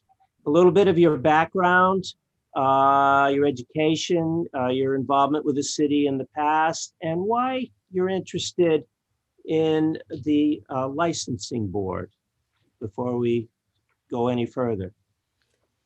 Go ahead. Hi, I'm Samira. I live on Orange Street in Attleboro. I've lived here since I was about 5. I was involved through all the Attleboro public schools, from Wamsutta Middle to Attleboro High School. I was a cheerleader there and volunteered partially at the Attleboro Public Library and was involved in every parade from 2011 to 2015. Walked in all of them with the Attleboro High School cheerleading team as well as the track team. After high school, I went to college in Boston at Emmanuel, and I got my bachelor's in counseling and health psychology. And I work currently as a caseworker at CCBC out of the Taunton office because our Attleboro one is too small to have my program in that one. But we work with the people in the Attleboro communities as well as Taunton. And what, I'm going to interrupt a second and say a little bit more about the nature of that work, if you can. Yeah, so I work with adults who have a past of substance use and mental health difficulties. I do things like apply for Social Security for them, get them government assistance through DTA like SNAP and cash assistance. I help with getting them licenses and RMV, issues that they have there. That's always fun. But I do a lot of sobriety help, get them recovery coaches, some AA meetings in Attleboro as much as possible. Very important work, not easy. So what brings you to your interest in serving on the licensing board? Yeah, so I'm just trying to get back re-involved within the city. I was so highly involved throughout high school and then had to move away for college. But now I'm back home and ready to rejoin and help out, as well as it being something important due to the nature of like my job. Working with adults who have the issues of being overserved and having problems with getting alcohol so often, and they're seen daily in a lot of the liquor stores. It'd be nice to be a part of that. All right, thank you. I'm going to begin with a motion. From the docket of June 15th, 2021, I would entertain a motion to approve the appointment of Samira Ramos, 40 Orange Street, to fill an unexpired term on the licensing board, term to expire February 2023. Do I have a second? Second. Thank you. And now I'm going to open up to the committee. Are there any questions for Samira? Just one, Ty. Yes, Councilor Blair. How you doing, sir? Glad to have you here tonight. I know this is a personal question. I guess you're not supposed to ask women, but how old are you, dear? I don't mind telling you. I'm 24. Okay. 24. Okay. You look much younger. You surprised me. And I just, wanted to make sure we weren't putting an underage person on the licensing board. Okay. Well, I'm glad to see you're interested. This is a tough job, the licensing board. You have control, or that board has control over a lot of people's livelihood throughout that industry. I'm sure you're aware of that. So it does take some extra scrutiny. Being as young as you are, you probably aware of how young people do obtain alcohol. So I'm not saying it's a bad thing, and I wish you a lot of luck. And normally this is a job somebody much older takes on, but youth is the foundation of our future. So I'm looking forward to seeing you on that committee, dear. Thank you. Thank you. Yes, Jay, please. Thank you, Ty. So, Samira, thank you. It was interesting to hear your background and what you're doing as a vocation now, because I think that'll bring an interesting perspective to the board. And then the other thing is the R&B is not that bad. R&B is getting a lot better, you know? Agreed. He only says that because he works there. Counselor D. Councilor Conti, I saw your hand up. And then I saw Actually, Councilor Councilor DeSimone was DeSimone. ahead of me. If you want to take her first, that'd be Yeah, great. I'll keep it short. Thank you, Councilor Okay. Conti. Thank you, Go Chair ahead, Waterman. Councilor DeSimone. Samara, I just want to say welcome. Thank you for your willingness to volunteer. I think you bring an interesting, or you will bring an interesting perspective to the licensing board, just because of who you are. And I also think your line of work will bring some interesting perspective. And I think that's going to be kind of neat. So I'm looking forward to see what you're going to do on there, my friend. So welcome and good luck. Thank you. Now, Councilor Conti. So thank you, Mr. Chairman. Samara, I just wanted to tell you that you have my full support. I appreciate what you told us. I like that hint of where your position is coming from, and I am not troubled by your youth. I am. I'm actually excited that you want to do this, because that's a difficult, as Councilor Blair said, it's a difficult job, and you've got to make some difficult decisions. And based on your work, I believe that you are the person for the job, and you've got 100% of my support. Thank you for volunteering. That concludes my comments. Thank you. Is there anybody else who would like to say a few words? Okay. So you will be going, assuming that in 2 weeks, no, next week, we approve you. That will be with the entire council next week. Then after that, you go to the clerk's office and you raise your right hand, and you go from there. Okay. Thank you. So thank you very much for joining us, Samara. So we have a motion. Thank you. Been seconded. Are there any other questions before we call for a vote? Not seeing any. All those in favor? Aye. Aye. Aye. Okay, we have a unanimous vote passes 3-0. And now also from the docket of June 15th, 2021, I would entertain a motion to transfer $20,000 from account 151-01000-530101 Health Professional Services to account 151-01000-587046 Health Van Purchase towards the purchase of a Ford Transit cargo van for the Public Health Department. Second. Thank you very much. I would say this, Jackie O'Brien, our health nurse, has been using her own vehicle, I'm told, for a couple of years. And she has made this request to the health department to have a van at this point. It's being partially supported by a grant that we have received. And so this is just part of the price. I'm not sure of the whole price. Probably Councilor Blair would know. That van has to be around 30,000 probably. That's just off the top of my head. I could be off. Okay. Are there any other questions? Yes, Councilor DeSimone.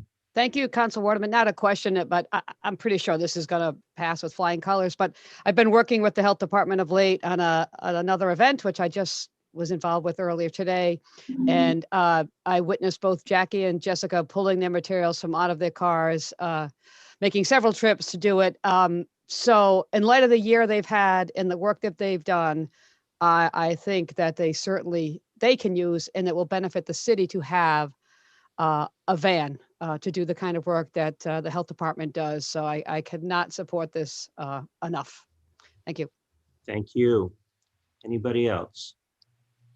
Well, allow me to say that I'm so impressed by the work that Jackie has done, and with the entire health department. I was fortunate enough to attend 3 of the vaccination events at La Salette, and we're not done yet. I asked Jackie last week how many people, what percentage she would guess in Attleboro still needs vaccination. She said about 40%. And this is what the van is going to, one of the things the van would allow us to do. So with that in mind, I would call for a vote. All those in favor? Aye. Aye. Aye. Nobody opposed. Vote passes unanimously. And finally, from the docket of June 15th, 2021, I entertain a motion to approve the requested change to the Attleboro Public Library Employees Association Agreement as a result of the executed memorandum adjusting the second-year COLA to be in line with other bargaining units. Do I have a second? Second. Thank you. So apparently, the library's union was the first bargaining union to settle for this year, and they settled at 2%. Since then, it has been raised for 22, I believe, to 3%. And all the other bargaining units are talking to the city. Some have settled and some are still in limbo. But that's what the city is offering, 3%. So this moves the library from 2 to 3%. And they have signed a document agreeing to that effect. Are there any questions? Okay. Well, seeing none, all those in favor? Aye. Aye. The vote passes unanimously. So that would, so I will call for a motion to adjourn. Second. Thank you. All those in favor? Aye. Aye. Okay. I have us adjourning at 7:41. And that concludes the business of Personnel, Veterans, and Human Services Committee. Meet at the next appropriate time. Thank you. Good evening, everybody. I'd like to call the Public Works Committee to order at 7:42. And I do have 3 motions to read to you this evening. The first is from the docket of June 15th, 2021. I entertain a motion to accept the generous donation of paving work at Capron Park and money to buy 18 pin oak trees for World War I Veterans Memorial improvements. The donation of labor and money valued at $60,000 is from the Walsh family in memory of their parents, John G. and Nora Walsh. Second. Thank you, Councilor DeSimone. I know you all agree. This is like a huge donation and extremely, extremely generous. And I think most of us might have known Mr. and Mrs. Walsh. John Walsh, you would see around quite a bit. Him and his sons. He has 3 sons, John, Tom, and David, and 1 daughter, Maureen. But John and Nora Walsh passed away within, I think it was 3 weeks between their deaths. So both, the children lost their parents, but they were just very, very giving people, and they were very involved in the community of Attleboro. You always see a Walsh truck, and if it's a green truck, it's their family. If it's a blue truck, it's John's brother Bill's family. So, growing up in Attleboro myself, you'd know who was a Walsh. A lot of them were towheads. That's what I call blondes. And just a nice Irish Catholic family too. So we can't thank David Walsh enough. So the pavement is going in. I met with Derek Horsey last Wednesday morning. We walked through the park and he was showing me exactly what they're going to do. And they're actually going to put in some stones at the beginning of the walkways, acknowledging Mr. and Mrs. Walsh, and this was donated in memory of them. But David Walsh is going to do the paving himself because he has a paving company. And it's in the flats. Does anybody know what the flats are at Capron Park? It's down in that, I call, Capron Park is known as the gem of the city. But I think that the flat area, that big, huge area, to me, it's an emerald.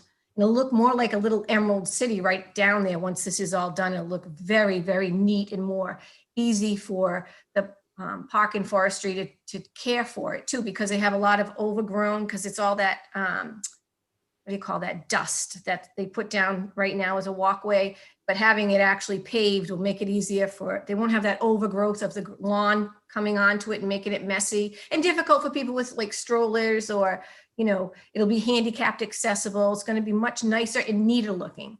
And they're also doing a couple of other areas. So when you walk towards the zoo from the flats, they're going to do a couple of those over there as well. It's going to look really, really nice. So I encourage you all, which I'm certain you all will, accept this wonderful donation. All those in favor? Aye.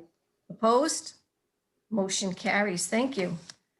Secondly, from the docket of June 15th, 2021, I entertain a motion to accept a donation of 37 plants and volunteer for planting at Capron Park from the Attleboro Garden Club. The donation is valued at approximately $552.55. Second. Thank you. These plants are being planted by the garden club, and also, just so you know, they are perennials, so they don't have to keep replanting them. They'll keep coming back. Any comments, questions? All those in favor? Aye. Opposed?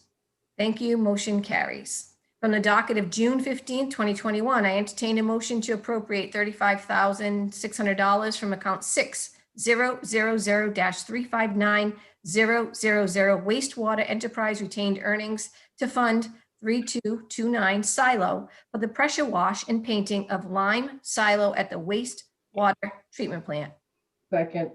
Thank you very much. The last time that the silo, it's on top of the roof, that it was painted, it was in 2004, which we would never let our houses go that long, correct? So the superintendent has asked to have it repainted because it is starting to rust and peel. Any comments or questions? All those in favor? Aye. Opposed? Motion carries. Thank you very much. I will ask for an adjournment of the Public Works Committee. And do I have a second? Second. Thank you. We are adjourned at 7:47. Budget was already held earlier. We have no further business tonight. Call the Zoning and Land Use Committee to order at 7:47. Counselor Delicio, do you mind taking notes? My pleasure. Excellent. 1 second. All right. From the docket of June 15th, 2021, I entertain a motion to accept the donation of land located off County Street, Plat 134, lots number 8, 19, 20, and 21 from Dorrance, Bristol, Norfolk Realty Trust, LLC. The subject property contains a land area of 1.88 plus or minus acres and is zoned single residence B and industrial. It should be noted that real estate taxes are current through the end of fiscal year 2021. Second. Second. Motion's in order. All right. Let's see if I can share my screen here. Should be able to see this. Can you see my screen? Yep. Okay. And so it's lots 8, 19, 20, and 21 on County Street here. Right at the intersection of it's Ice Pond Road. And we can jump over here just so you can see a little bit more. It's this area right here. Heading down County Street, just past Tiffany on your way to Frank Mossberg and Stony Lee down here. So that's the area. And just to follow up with the memo from the planning department, despite the relatively small size of the landmass and the fact that the lots are completely encumbered / saturated by the 100-year floodplain and partially encumbered by wetlands not located within the jurisdiction of the Natural Heritage and Endangered Species Program, Biomap 2 core habitat on an area of critical environmental concern, ACEC map, and not being contiguous to any municipally owned real estate. I submit that the properties provide flood storage control and are located in a fairly large, expansive floodplain. Based on this reasoning, I submit that it would be prudent to consider accepting the land donation offer, as it would afford the city greater control over the land in that low drainage area. It served to ensure its continued role of providing flood control, plus be under local jurisdiction moving forward. So based on that, I encourage people to support it. Any questions? Hearing none. All those in favor? Aye. Aye. Motion passes. That concludes the business for zoning and land use. Move to adjourn. Second. Motion's in order. All in favor? Aye. Aye. We are adjourned at 7:50. License Committee has no business this evening. Thank you. Hi, Ordinance Election Legislative Matters Committee has no business. I'm going to be striking some things from the committee in the next couple of weeks, though. They're related to the environmental ordinances, which we've already passed, so it would just be letters that I'm going to move to strike in the upcoming next committee meeting. Thank you.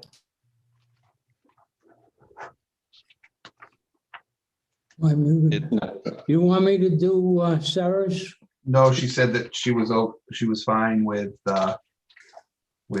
holding those. But Richard, I didn't get to you today, but I intended to, but the day got away from me. I think I know that feeling. I was hoping that you would call your committee to special rules and procedure to order, and then we can have a discussion. I'd be happy to do that. Just let me get a sheet of paper so I can take some notes. Jay will do it for you. Yeah. I got it. I'd like to call the special committee on rules and procedures to order at 7:51. Sitting on this committee, Councilor Dolan and Councilor DeSimone. Water, yeah. Yep. And we've called the meeting to order for a public discussion. The floor is yours, Councilor Cooper. Thank you. At this time, Councilor Conti, I'm hoping that your committee would consider a motion to dissolve the special committee on rules and procedure, as this committee has worked through and submitted and approved the rules of procedure, and I would like us to do that, but am willing to, once the motion is in order, we can continue to discuss it. Very well. Does that conclude your comments, Councilor Cooper? Yes, thank you. Thank you. Members of the committee, I entertain a motion to dissolve the special committee on rules and procedures, as the committee has worked through its charge and completed its mission. Second? Thank you, Councilor DeSimone. It was Dolan. But whatever. Was it Councilor Dolan? I'm sorry. Yes. The motion is in order, and I guess I can say I've been looking forward to this day for quite some time. Yes, so if I may, Councilor Conti, just again, not to beat a dead horse, but I just want to thank everybody for going through the work of and the lift required to get this done. No one thought it would be an easy job. I think you volunteered. I think you volunteered for it, and I'm happy that it's done, and we can move this forward and on to other things. So thank you all. Yes, I think at this time it's probably also it's all appropriate to thank other councilors no longer with us that served on this committee that did some major contributions. In particular, Councilor Denley, who with his Juris Doctor was a big help. And in fact, the whole central portion of the new rules and procedures are directly attributed to his effort. And together with everybody else who worked on the committee, that it was a committee where you had to make some difficult decisions. And we're hoping that we have no unintended consequences as a result. We're pleased that the council has approved the rules and procedures. And I believe, as the committee believes, that it's going to improve the professionalism of the body, and we look forward to implementing them. Any other comments from councilors? Fully concur. All right, motion's in order. All in favor, say aye. Aye. Motion passes unanimously. I believe that concludes the business forever for the special committees and rules and procedures. I'll entertain a motion to adjourn. Second. Second. Was that DeSimone? You both sound similar to me. Yeah. I think it was me this time. And motion's in order. All in favor, say aye. Aye. Aye. Motion is in order. We declare the special committee on rules and procedures to be adjourned at 7:55. Thank you all for your participation. Thank you. And then last but not least, Council Cobus. Call the special committee for tax abatement review to order at 7:55. And we just have one item tonight from the docket of June 1st, 2021. I entertain a motion to increase annually the amounts of the gross receipts in whole estate, real and personal, as set forth in clauses 41st, 41st B, 41st C by an amount equal to the increase in the Consumer Price Index published by the United States Department of Labor, Bureau of Labor Statistics for each year by accepting Mass General Law, Chapter 59, Section 5, Clause 41D, effective upon passage. Motion's in order. And this is just to accept a cost of living increase year over year, as put out by what is it, the Consumer Price Index. And I have some numbers here. You can search for what the numbers are online, but over the last 10 years, it's averaged about 1.7% each year. We're looking at 1.2% for 2020, 2.4 for 2019, and 1.8% for 2018. And so this would just increase the amount of income that people can have based on COLA for each, similar to a COLA increase year over year. Any questions or additional comments on this? Councilor Delizio. Not really a question. I think this is great. I'm hopeful that this is the first step, and we'll continue to strive to getting some of the to see this committee active again. I think there's more we need to do. As you know, Council Cobus and Council Holmes and Dolan, actually, who introduced this, there's a lot that goes on behind the scenes. There's a lot that we want to make sure we get right. This isn't one that we just want to check off the box and go through. So I appreciate you bringing this out tonight. Outstanding. And I'll also recognize Councilor Dolan, who introduced this new business. Councilor Dolan. Thanks. So it's also what's good about this is we were maxed out with 41C when we were. There wasn't another thing we could do. With the 41D, once we pass this, you also have the COLA, but there is obviously we'd have to check with Julie, but there are other things you can do in addition and raise things. You have more leeway in 41D. And again, we were maxed out at 41C. And I think I want to say that it's been since like 2007. I don't quote me on that, but I believe it's been around since then. So this is a good thing. This is a good thing. It's overdue. And I think I'm happy it's out. Thank you. Yes. And that's based on, you're 100% correct, Councilor Dolan, and that based on 41C, we were maxed out at the income couldn't exceed 20,000 per year for a single person or 30,000 per year for married. And total assets couldn't exceed 40,000 for a single person or 55 for a married couple.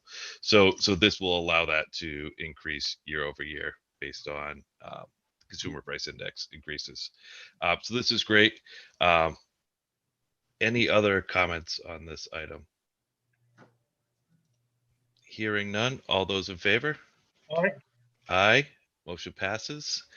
And the one other thing I wanted to mention, and that I've reached out to the assessor about passing the other motion that we have on here about changing the age restriction for 41C from 65 years old to 70, as well as increasing the exception exemption amount from $600 to $700. But I just want to make sure that that'll work with the time frame if we set it up to be effective starting for calendar year 2021 or excuse me, calendar year 2022. But I just need to make sure that timing works. So hopefully during the next committee meeting we can vote that one out. But I'll have more information on that coming up. Any other comments? Hearing none, move to adjourn. Second. All those in favor? Aye. Aye. We are adjourned at 7:59. Thank you. Thank you. And that's a wrap.